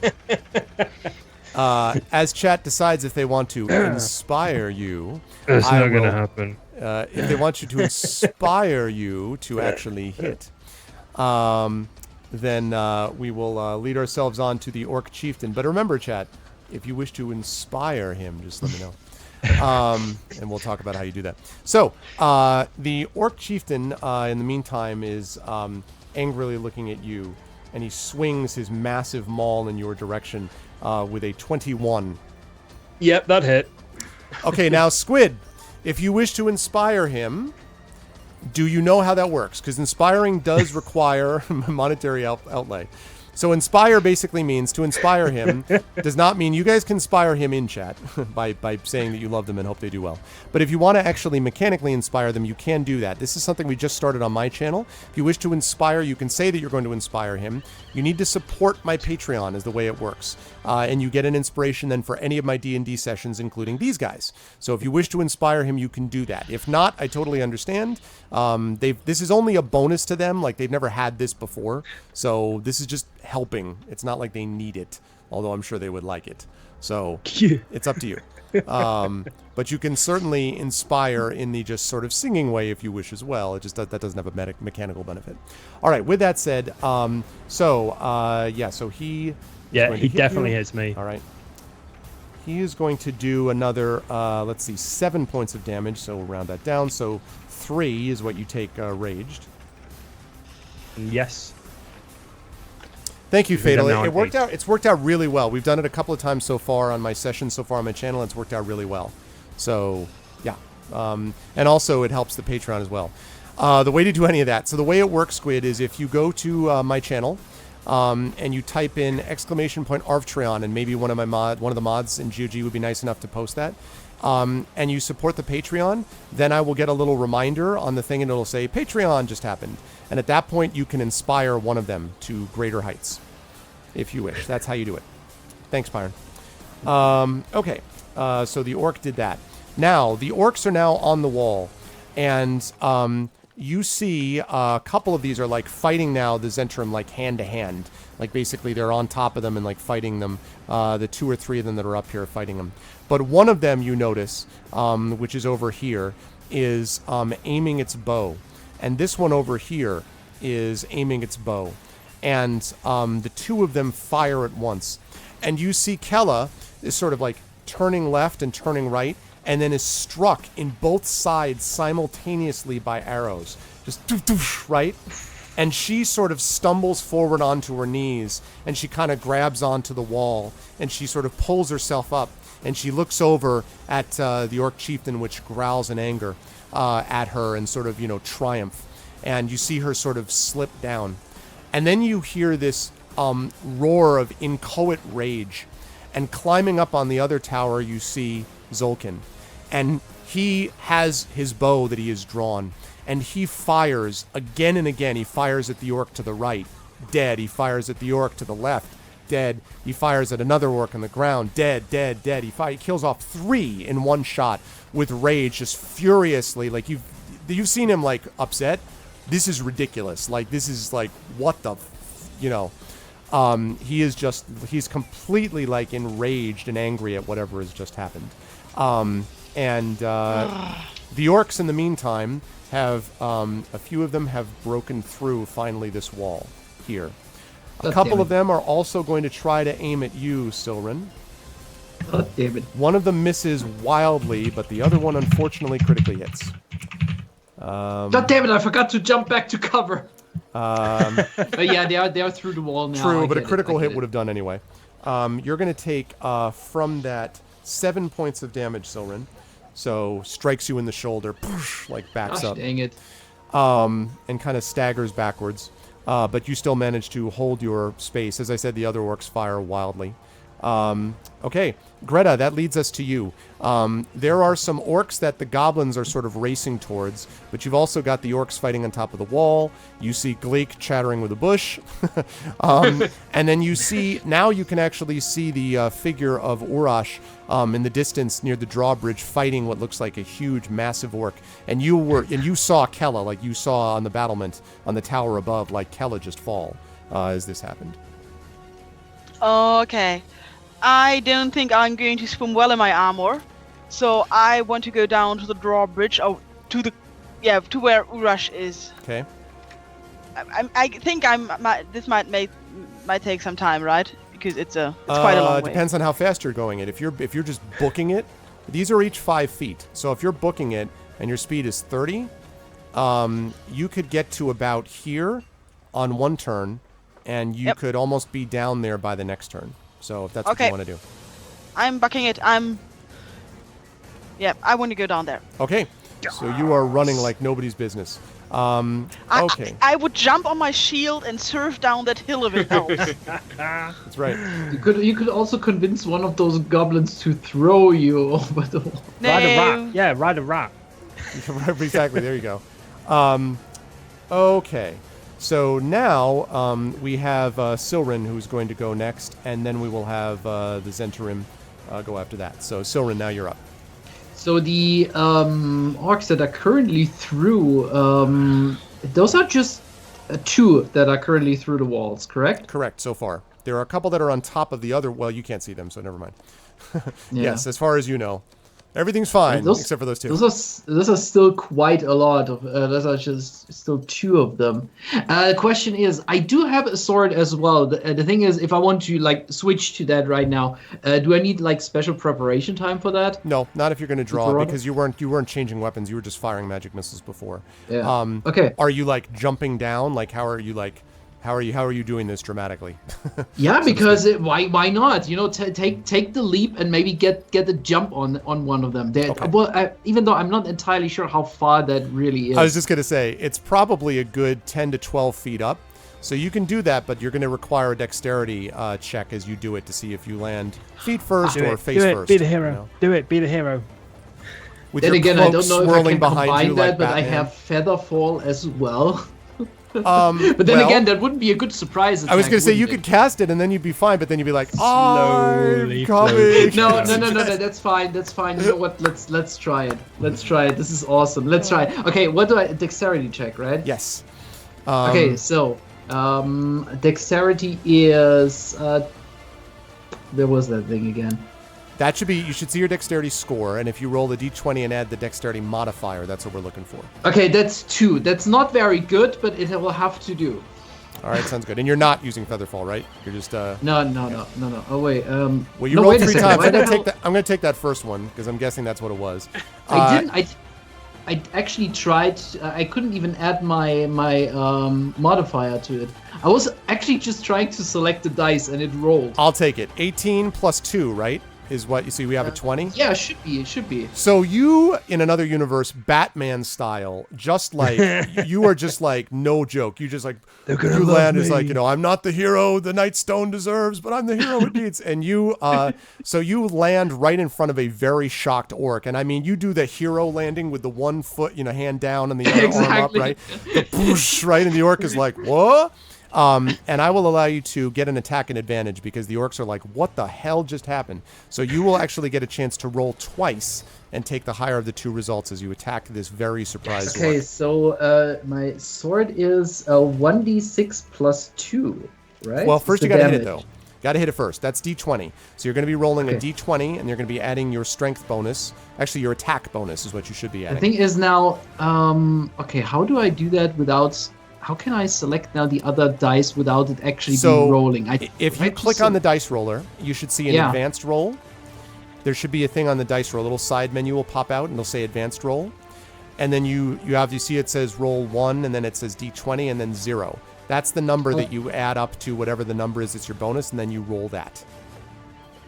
Okay, what do I add? Okay, now I was just sorry. I was just. That's okay. You're going to messing add your around with- attack bonus. No, it's is fine. what you're adding Yeah, to it. And Don't my worry about attack bonus is. It should say on your sheet. Might say it next to the weapon itself. Might say next to the. I don't have your sheet. in front. Attack bonus is 4. There you go. Okay, so do that and roll it. 13, and you say I can roll twice, correct? Yes, and take the higher Take the results. better. Fuck. Okay, so a 13, you'll be happy to know, is just enough to hit. So you do hit him. They have hide armor, these guys, not chain armor. So, all right, now you roll your damage, which is, I think you said 1d6 plus something. Yeah, 1d6 plus 2. Okay, go ahead and do that. 1d6 plus 2, roll it. Wow! Okay, and this also happened to be Nice. one of the ones that you injured with your missile as it happens. And so as he does that, you're like, oh, and he's like, oh, and goes flying backwards and lies dead. And the other orc behind him is like, oh, they're sort of staring at you. All right, so down they went. Now the Zentarim go. These guys up here. So one of the Zentarim manages to knock his orc out. He goes down horribly, a knife stuck in his throat as he falls to the ground. But the other one, the other Zentarim, falls as an orc stabs his short sword into his guts, and the Zentarim falls. And meanwhile, these ones up here, Zulkin is still angrily sort of, raging. He shoots another one down here, and again, plow, like just takes it out, headshot. And then he aims at the chieftain itself, and he says, "Come, you filth!" And he fires off an arrow directly at the chieftain, which strikes it in the other shoulder. It's a blow which probably would finish any normal creature, but it does not finish this one. And the chieftain breaks off the arrow inside his shoulder, like off of his shoulder, like leaving the the arrowhead in his shoulder, and tosses it to the ground and roars angrily at him. Okay, and Selsig, that leads you to the goblins. The goblins pour across. Now the goblins are basically they're fighting back and forth with the orcs down here, and they kind of overwhelm them. It's not 100% clear if the orcs are dead or just overwhelmed with a bunch of, like, other universe Zerg-like goblins that are over them, but they are not able to stand up under the onslaught. And the rats kind of go down the wall, sort of looking for a place that they can enter. Meanwhile, there are still 3 orcs that are up on this wall, and 1 Zentarim that's left that's not dead that you can see. So, Selsig, what do you want to do? I'm actually tempted. Can I hit him with my bow's got a range of 80? Could I actually take a shot at the orc leader from here? That's quite a hit. Yes, I'll allow it. That's from a bush, out of cover, over a moat, through. Even with range, I'm going to say that you can do it. I'm not going to give you a disadvantage, but I am going to give you a minus. You can do that at -2. Taking into account the curvature of the earth and things like that. Accounting for the wind and yeah, exactly, yeah. The heat rising off my dung-filled body. Yeah. Right. I'll take it at -2. Okay, so we'll just roll it. Take 2 off the score. What did I get? Oh, That's a 4. You were floating on that too. We were on the 20 5. for a minute. I was like, yeah, that does not unfortunately hit. Like, do you want to stay where you are? They're probably a bit tied up at the top. I'm actually going to follow Greta with my move action, and just try and stay pace with her now. So I think 2 bodies is better than 1. And let's see. Speaking of Greta, I'm going to move her right before Urash, so it's right after you, just for ease. So Greta, you now get to go right after Selsig. So you can now move. You see Selsig emerge from a bush and come close to you. Okay, I'm continuing my way towards the drawbridge, and I'm shouting at the top of my lung, "Let me through, I'm a healer." Okay, you can get about here, I would say. You can get about here if you want. Yep. Because I want them to let me in because I want to heal Kella. Okay, so you don't know that anyone reacts except Zulkin, who kind of his rage is sort of for a moment, and he kind of looks down at you, and his eyes widen, and then he recognizes you, and he quickly lowers himself down the ladder, like you don't know what he's doing, but he's going to do something apparently. Okay, and Urash, you are still dealing with this now significantly wounded orc chieftain. Yep, I'm gonna try and chop his face off again. It's like a much higher stakes Worms Armageddon dizzy.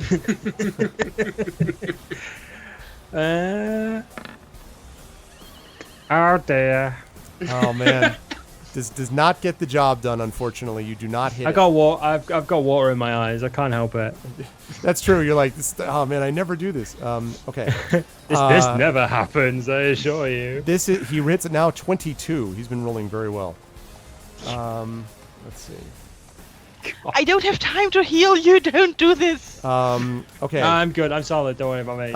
Let's see. That's another 6 points of damage. So that's down to 3 points of damage that you take, I think. Yep. Okay. Yep. That's fine. That's good with me. Okay. All right. Now the rest of the orcs that are left. So this one comes charging in at you, Silren. Yeah. And it 13. Does a 13 hit your armor class? What did I do? Take a look at look at your armor class and see what the number is. 12. Okay, so it does hit. Yeah. All right, let's see the damage it does. Okay. Fortunately for you, though, it only does 2 points of damage on kind of a glancing blow. So Okay, you that managed leaves to me avoid with it. 11. That's fine. Yep. The other two are try to fire up at the Zentarim up here. One of them, it looks like, gets hit but is not dead. The other one gets missed. All right. Let's see. That leads us to Silrin. So the orcs went first, and then Yeah, you I go. strike back. All right. With my furious sword. vengeance and anger. Okay.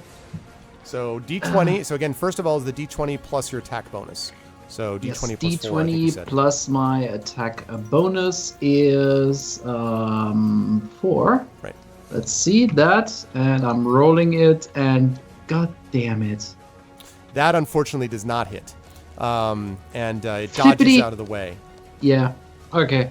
Are you staying engaged with it, I assume, or are you like running for your life? Or are you staying engaged with it? I'm staying! God damn it! Take these sons of bitches down, all right. Mother One bleeping of orcs those out of this rolls mother has to bleaking work. town. God Yeah. damn.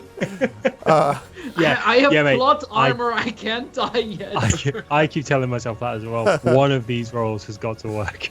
Exactly. All right, the Zentarim go. They fire down. 2 arrows strike this one orc that dies. There's only one orc that remains now outside. This Zentarim manages to fire off. It drops its knife and picks up its bow, fires at the orc, which is facing away from it, having dealt with the other one, and manages to strike it in the back of the head. There are 2 that remain over here. Okay, and then the next thing you hear is you hear this, and you see the drawbridge beginning to lower, Greta. Okay. And speaking On of it, the- through it, towards all right, Keller. you can't go yet, but you will be able to go in a second. It looks like it might be down almost by the time it's your turn. We'll see. Celsig. If I need to jump, I will jump. Okay, that's noted. Celsig, where do you want to go? You see Greta running for her life, yelling about healing down towards the. And I towards see the gate. Urash missing with every single hit, and I'm wondering, with a speed of 25, can I make it over there? If you double move, you can. Well, I can use my cunning action to get a dash move. Okay, I'll accept that. So cunning, so dash will allow you to get. Is that a full movement that you can do? Yeah, hang on. Yeah, it's just a standard dash action I can take as a bonus action. Okay. Well, the dash is not going to get you that far. The Okay. dash is going to get you, so back up. The dash is probably Okay. going to get you to about here, I would say. And then you have your moves left, so you Yes. can also move if you wish, or fire then I or can- whatever.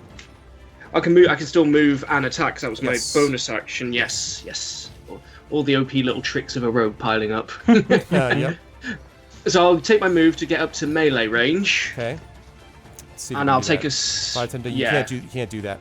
You'll be can't able to quite, get about okay. here. Not quite. Okay, well I'll take a shot at him with my bow from there then. All right. So you drop Okay. to one knee. Go ahead and fire away. Yeah. Please hit, because I can do sneak attack damage. Bollocks. No luck, unfortunately. Probably just that's what No. happens when you're like running down on one knee. You're like, Yeah. you know, the bow These- kind of goes These off. dice, man. You've loaded these dice. I know, right? It's all part of my plan, my long play to get roll Yeah. 20. All right, Greta. The bridge is not quite down. You might be able to jump it, maybe. Yeah, well, then maybe. All right, get here, and then what you're going to do is you're going to make a dexterity check. I will take, however, athletics or acrobatics if you have either one of those. Can I just do this with pure strength? No. I don't want it to look elegant. I just want to act. I understand. I see it coming. She jumps. it's again, not like so much- knocks with the head. It's not so much the jump; it's the sticking the landing, like whether you can actually hold the other Okay, side. I will that's do the issue. athletics. Athletics was fine? Athletics is fine. That's a jump you can Okay, do. athletics. I'm going to do athletics. Okay. Come on, we can do this. We can do this. Love Luster, maybe if you wouldn't mind, like 5-10 minutes longer, that should be all. I think just Here about we go. 5-10 minutes. Here we go. Depends on whether Greta makes this Yeah. jump. All right, chat, get behind her. Let's do it here. Okay. Inspire! So that's a 10. Now, chat.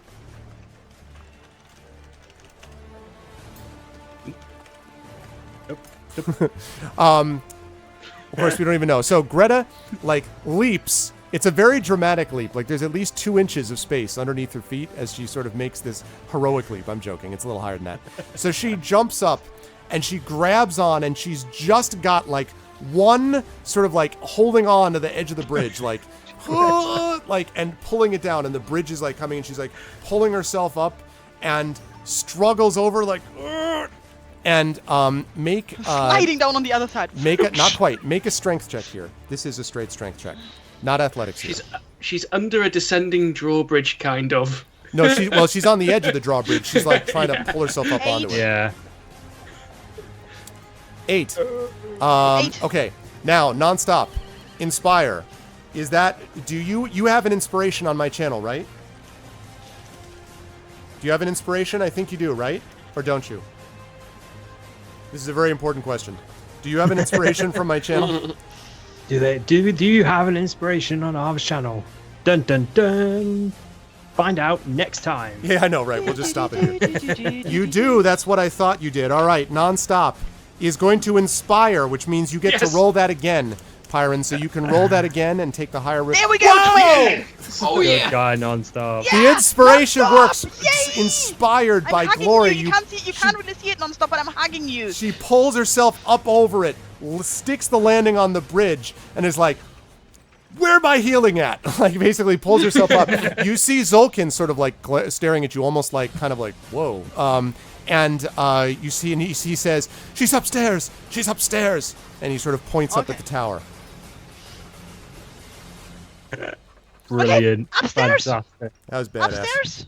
Okay, so you bolt up the stairs. You get up there. You're not going to be able to heal her this turn, but you see she looks in very bad shape. She's got 2 arrows sticking out of her. She's unconscious. There's a lot of blood, and she's breathing, but very, very shallowly. So you'll have to think about what you want to do because you don't have time to heal her this turn. But you've done enough this turn. But you will next turn you'll be able to do something with her if you can figure out what you want to do. That was epic, nonstop. Urash, you are up. You got this son of a. In front of you. The son of an orc. And Yeah, absolutely. Right, I'm going to try and hit him again. So I'll growl, I'll snarl, I'll spit with my 5 hit points remaining, the water in my ears that is making me obviously miss all of these hits. And I will swing my 2-handed. Can I swap from 1-handed to 2-handed, by the way? yes, if you drop your shield, but be aware that's going to reduce your armor class. You won't be able to, you can't go back and forth. So. Oh, I've not been... Oh, in that case, I've not been using my armor class with my shield then. My base armor class is 13. That could have helped earlier. Right. I think So- he's been hitting you with no, but he keeps hitting you with 21s. I don't Oh think yeah, that was. he's had. He's gone over that. However, yeah, because you told me you had a shield out, and we talked about that before, so that's why. Yeah, I completely forgot that the shield added stuff to my armor class. Right, I'll dump my shield and I'll attack him 2-handed. All Not right. that makes a massive difference with my actual. It'll make a lot of attack roll. difference in damage. Yeah, for sure. absolutely. Okay. That's a Come hit. on, that's got to. That's a hit. No, yeah. that's gotta hit him. Yeah, Right, sure so I just set up this. Let's see if this works. A second. Is that gonna work? So that's 11 Okay, he is. for damage. Um, That's so it's 13 with my rage damage as well. That's what I thought. Okay. Yeah, so that staggers him. He's now bleeding from multiple wounds. He kind of drops. He's not dead. He's sort of like on one knee, and he kind of looks up at you with rage, and he's like, and he says, "You'll never be good as one of us. You'll never be as pure as one of us." And then he swings at you, but he misses wildly as he sort of swings. And then the orcs up here. So one of them runs forward to try to engage the bow guy. The other one, actually both of them do. Both of them sort of run to try to engage them. But as one runs in, he is struck on the head, and he topples over, and you just can see, if anyone is actually still able to look, I think maybe Celsig would be able to see that, or actually Greta might be, no, because Greta's not there. Greta is over on the tower, and actually Greta, you should place yourself here, because that's where she was. So you're able to see, Greta, that you see Gleek sort of jumping up and down happily, holding what looks like a sling, like waving his sling around wildly. This is clearly not only the first time he's ever killed anything, but the first time he's ever hit anything with a sling. So he's like waving it around like, "Did you see that?" Like this kind of thing. League is moving up in the world. Yeah, he is. That's right. And so the Zentrum is just fighting the one orc on the top of the tower. Okay. Let's see. That was the orcs got brought down. Okay, Silren, you are still dealing with your orc, sir. You know, since Urash actually managed to finally hit, I'm gonna put all my hopes into that I can do the same thing. You got it, mate. I'm gonna try this again. I'm gonna roll my d20 with +4 attack bonus. Yep. And I'm gonna use my battle cry. Pineapple doesn't belong on pizza. Let's do this. 9. See? Pineapple, see? Pineapple See? gods condemn you. Pineapple. Yeah, gods the condemn war you. is now decided. It didn't work. Probably gonna die now. But it's worth it. Worth it. Unfortunately, it was worth it. Unfortunately, Sodi, the map, as it's drawn, is a little bit. It kind of does blend in with some of the characters. That usually doesn't happen with some of the maps, unfortunately. But all right, the Zentarim strikes with an arrow, shoots down this one, and this Zentarim up here manages to knife this dude, so he drops. And let's see. So he does all of that. And that was the Zentarim there, and there. Zolkin comes up next to you, Greta, and says, what can be done? Well, what can I do to help? He looks frantic. I ignore him, look at her, and I guess she's at 0 or below 0. She's below 0. So I'll use my healer's kit to stabilize her. Okay. You do that. She looks very hurt. You're not 100% sure if you were able to get to her in time. She looks like she might be stable, possibly, but she's still breathing, and you suspect that there may have been something in the arrows. Yeah, I've got a plan, no problem. Okay. So we'll think about that. So he sort of, and it's technically not your turn, it was his turn, but that's okay, I combine him. But that leads us to Celsig, and then Greta, I'll come back to you to tell me your plan. Celsig, what do you want to do? Well, on the one hand, I kind of want to help out Urash Okay. because he's about one hit away from going down. But on the other hand, I don't know how a raging half-orc barbarian will take a halfling running up and stabbing the guy he's been dueling for the entire battle. Well, it's not stopped you so far in this adventure. That's true. I'm helping. I'm helping. All right. I brought an army for you. Make your play. I'm gonna do it because if he does miss, he goes down. There's not much I can do other than that. I'm actually going to move in. I'm actually going to try and move inside the drawbridge. How far inside or how far along can I get? Because I think Sylphane might need a bit more help.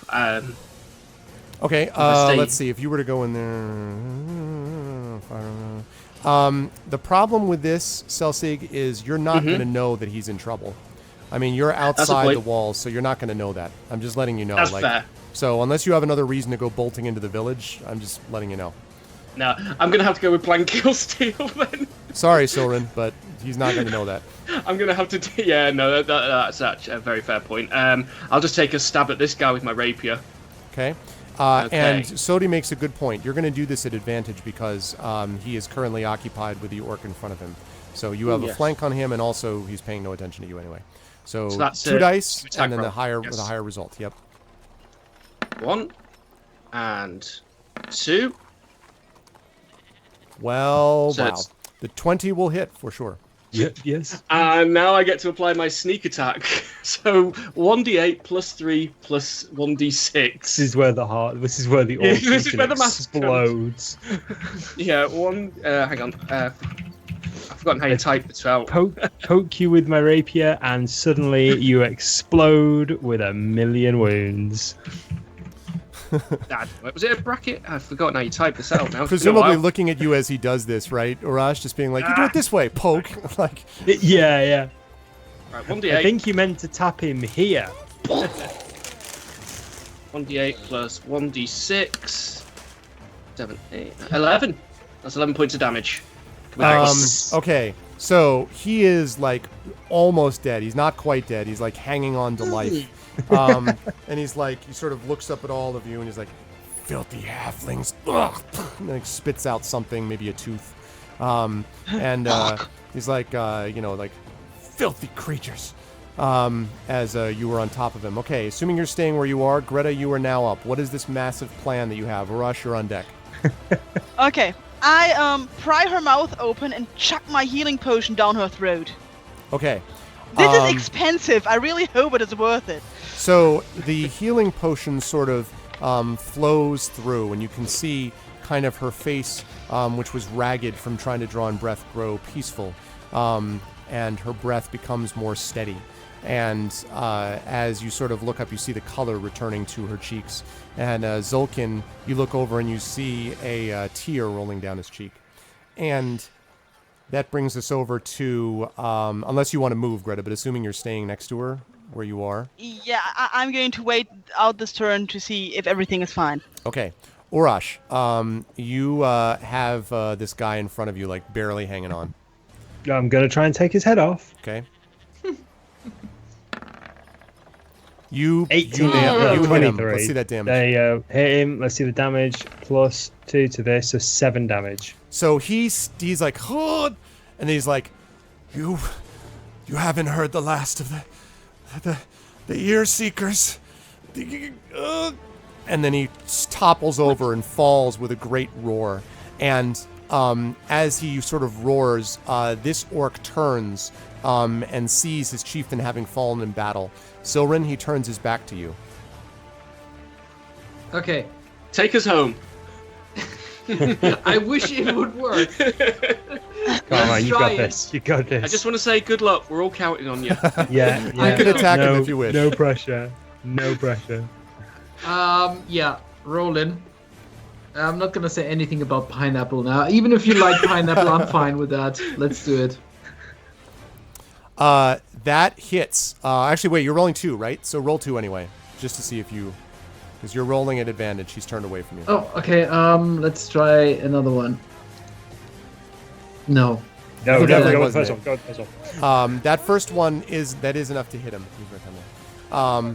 I'm probably cutting his hair off. He wasn't as rolling his dice. Chris, by the way, you can enable 3D dice in your game, by the way, so that you can actually see the dice rolling on the screen. Just a thought for okay. later. So you strike him. Now roll your damage. Okay. My damage is wait. 1d6 plus 2. Roll.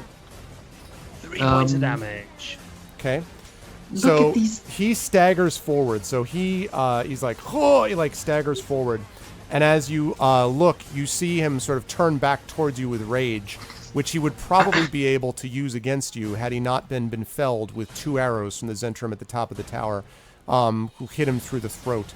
He staggers backwards, and as there's sort of a silence that descends, you hear Gleek somewhere yelling, "We won! We won!"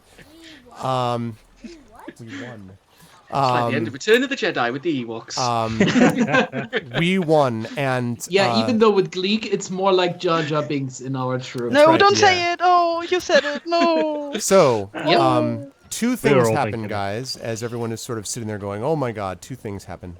The first is that as you are sort of sitting there kind of sort of looking at each other, Zolkin kind of looks up at you, and you see, again, there's the same softness in his expression, Greta. He sort of seems to be sharing with you now, as he sort of looks down at this person on the ground of the tower, and up at him. You see the Zentrum sort of straggling over towards you. And as Selsig and Urash, as you kind of help each other up, and Silren, as you kind of approach the center of the village, you see Morak coming out of the tavern with some of the villagers behind him, and sort of looking at you with gratitude. And then their eyes widen, and as they look up into the distance, Morak says, "Oh dear gods." And as you look over, you see on the mountainside, over the mountainside, approaching what looks very much like a flying castle. And with that, we will bring this, I think, session to a close. God damn. And freeze frame. And freeze frame. Freeze frame, record scratch. So you're probably wondering how we found ourselves in this position. So, if you're curious. Great job, guys. And I have some good news for you as well that you'll be happy to know, and that is that as a consequence of what you did both in the Dripping Caves and here, you have gone up a level. So you are now level 4, I believe is what you are. Give me my start bonus. So you are you are level 4. I will let you guys calculate that on your own time, but you are level 4. Good work to everybody. We had some intrigue and politics at the beginning and then some combat at the end. And I just want to say, this is just me. I may be biased, but for the people who at the beginning were doing everything they possibly could to talk, the 1 or 2 people who were just like, I hate everything about this. Death, hate. Why is this fun? I think you just saw why it's fun. And if you didn't, I don't know what to tell you. I think D&D is an amazing game, but different strokes for different folks, as people say. Best game. Good God, man. It's fun, I think. But you guys did a great job. So congratulations to everybody. And by the way, an assist to Nonstop. How about that inspiration mechanic, man? Yeah. The Inspire to get Greta up onto the bridge, because without that, she might not have gotten there in time. It was touch and go. So that was good stuff, Nonstop. Well done on the Inspire. Good job out of chat. And thank you, Love Luster, for letting us go over a little bit. I really appreciate it. I will reverse order. We will be playing again the next session of this next month. Yeah, my daughter is like, yes, she's like reading out all the things that are there. So let's start with Chris and then work backwards. Memories, when are we going to see you on next, my friend, streaming and all that kind of good stuff? Good job today. Probably on Thursday, my usual slot, but we're gonna see about that. We're gonna see about that. I think I can do it. But yeah, work is pretty harsh these days, and let's see how it works out. But you should see me there. Okay, that sounds good. And it was Chris. It was a pleasure, my friend, to have you back. I hope you had a good time to have you back on board. Mike, what about when will we see? Because have you had a chance to do any of the other YouTube stuff, etc., while everything else has been going on, or no? Yeah, I've been doing a few bits and pieces here and there. Now, unfortunately, our Vinyl Fantasy series hasn't really seen a new episode. We recently did the Journey soundtrack on vinyl, which is really cool. But I've been doing some hardware reviews. So I've reviewed some stuff from Cooler Master and some stuff from Logitech, because they've been really, really cool guys, and they've sent me some stuff over. Nice. So you can check out the YouTube channel, which is youtube.com/official SAAJ, because I'm an SEO genius and it's not like any of my other social media channels. But other than that, that's pretty much it. Very awesome. I actually, Arvbox, my portable rig, is built with a Cooler Master case, so I'm a big fan of the Cooler Master. Good stuff. Good stuff. A pleasure to have you on board again, my friend. That leads us on to Darksaber. Sir, when will we see you next doing your thing? I'll be right here on this channel tomorrow evening at 9 p.m. British time. Translates that to your silly time zones. And I'll be streaming Retrospective, where I'll be having a look at Uplink Hacker Elite, which is a game I haven't played in a very, very long time, but I really enjoyed it. And beyond that, you can always catch me on twitch.tv/darksaber2k, where I stream whatever the heck I feel like most days. Yep, and you should go check him out, because Saber's fun to watch on those streams. I have fun lurking and watching some of the stuff that he plays. Is good stuff. Well done today. Congratulations on sort of semi-commanding a goblin force as you were there. Definite highlight. And Greta, the healer hero of the hour, as it were. Pyron, when are we going to see you next on here? You're going to see me next on Thursday, but I'm not sure if Thursday things... I'm looking at all the other streams right now. If Thursday things have already been made of fish... No. Well, no. You see me Thursday, I can't tell you what I'm doing. Yep. Okay. So something is happening on Thursday, maybe, with you, involving you. All right. Yes. That or not. good. We Or don't not. know that yet. We can't talk about it. Come on. That's not right. I mean, nothing right at all. They're just right. Yes. Gleek. Have we talked about Stress Gleek? me out. But great job tonight. Gleek. I'm sorry, Pyron, that I took a little bit over that last section, that you took a while to get you back into it because you were up hanging out the cave. Nope. But you were listen. No. That epic jump was a big deal. You know. I'm just saying. She made a jump onto a drawbridge that was coming down, and she made it because one of the people in chat inspired her. That's what I'm talking about. How did they inspire her? Through the power of my Patreon. And it's fun. No, I swear I didn't set her up for that. But great job, guys. I'm going to close up things with chat and give way to Love Luster. So I'm going to let the folks in Skype go. But Skype folks, I will post something about when our next session will be. But great job, everybody. You guys did really well. And lovely job. And we'll see what happens next time on this the world turns. But thanks, everyone. Good job, everybody. Bye. Cheers. Thank everyone. you. Bye. Stay awesome. Bye. Alrighty, so nope, don't show that. Show this thing. There we go. So that's going to do it for me, guys, for today. I hope you guys enjoyed it. This is my daughter, Little Arv.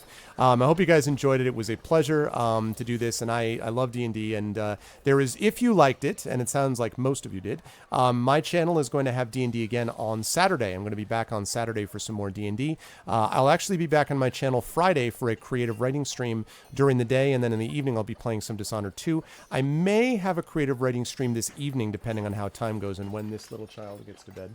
Not so little anymore. The adventure's still happening. But we will see. But that's going to happen. So, but it's been a pleasure to have everyone here. This is episode 69 of Pen and Pixels. My name is Arvin Eleron, your host in the world of story, narrative, and D&D. And I will see all of you wonderful people next Tuesday. Please follow the channel. Please support GOG by doing that. And please stick around now for Love Luster, who is going to be playing The Way of the Samurai 4, if I'm not mistaken. Again, thanks to Love Luster for letting us go over. And I will catch all of you wonderful people right here on Tuesday for more Pen and Pixels, and on my channel before that if you're nice enough to go over there and follow. Thanks, everybody. You guys are awesome, and I will catch all of you wonderful people soon. Bye. Say bye.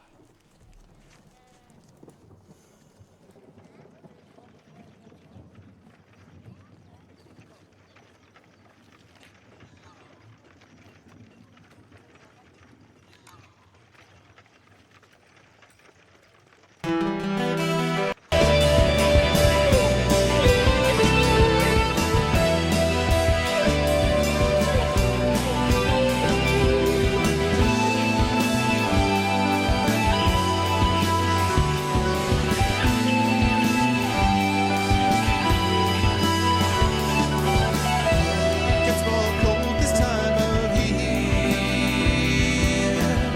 The sun is hidden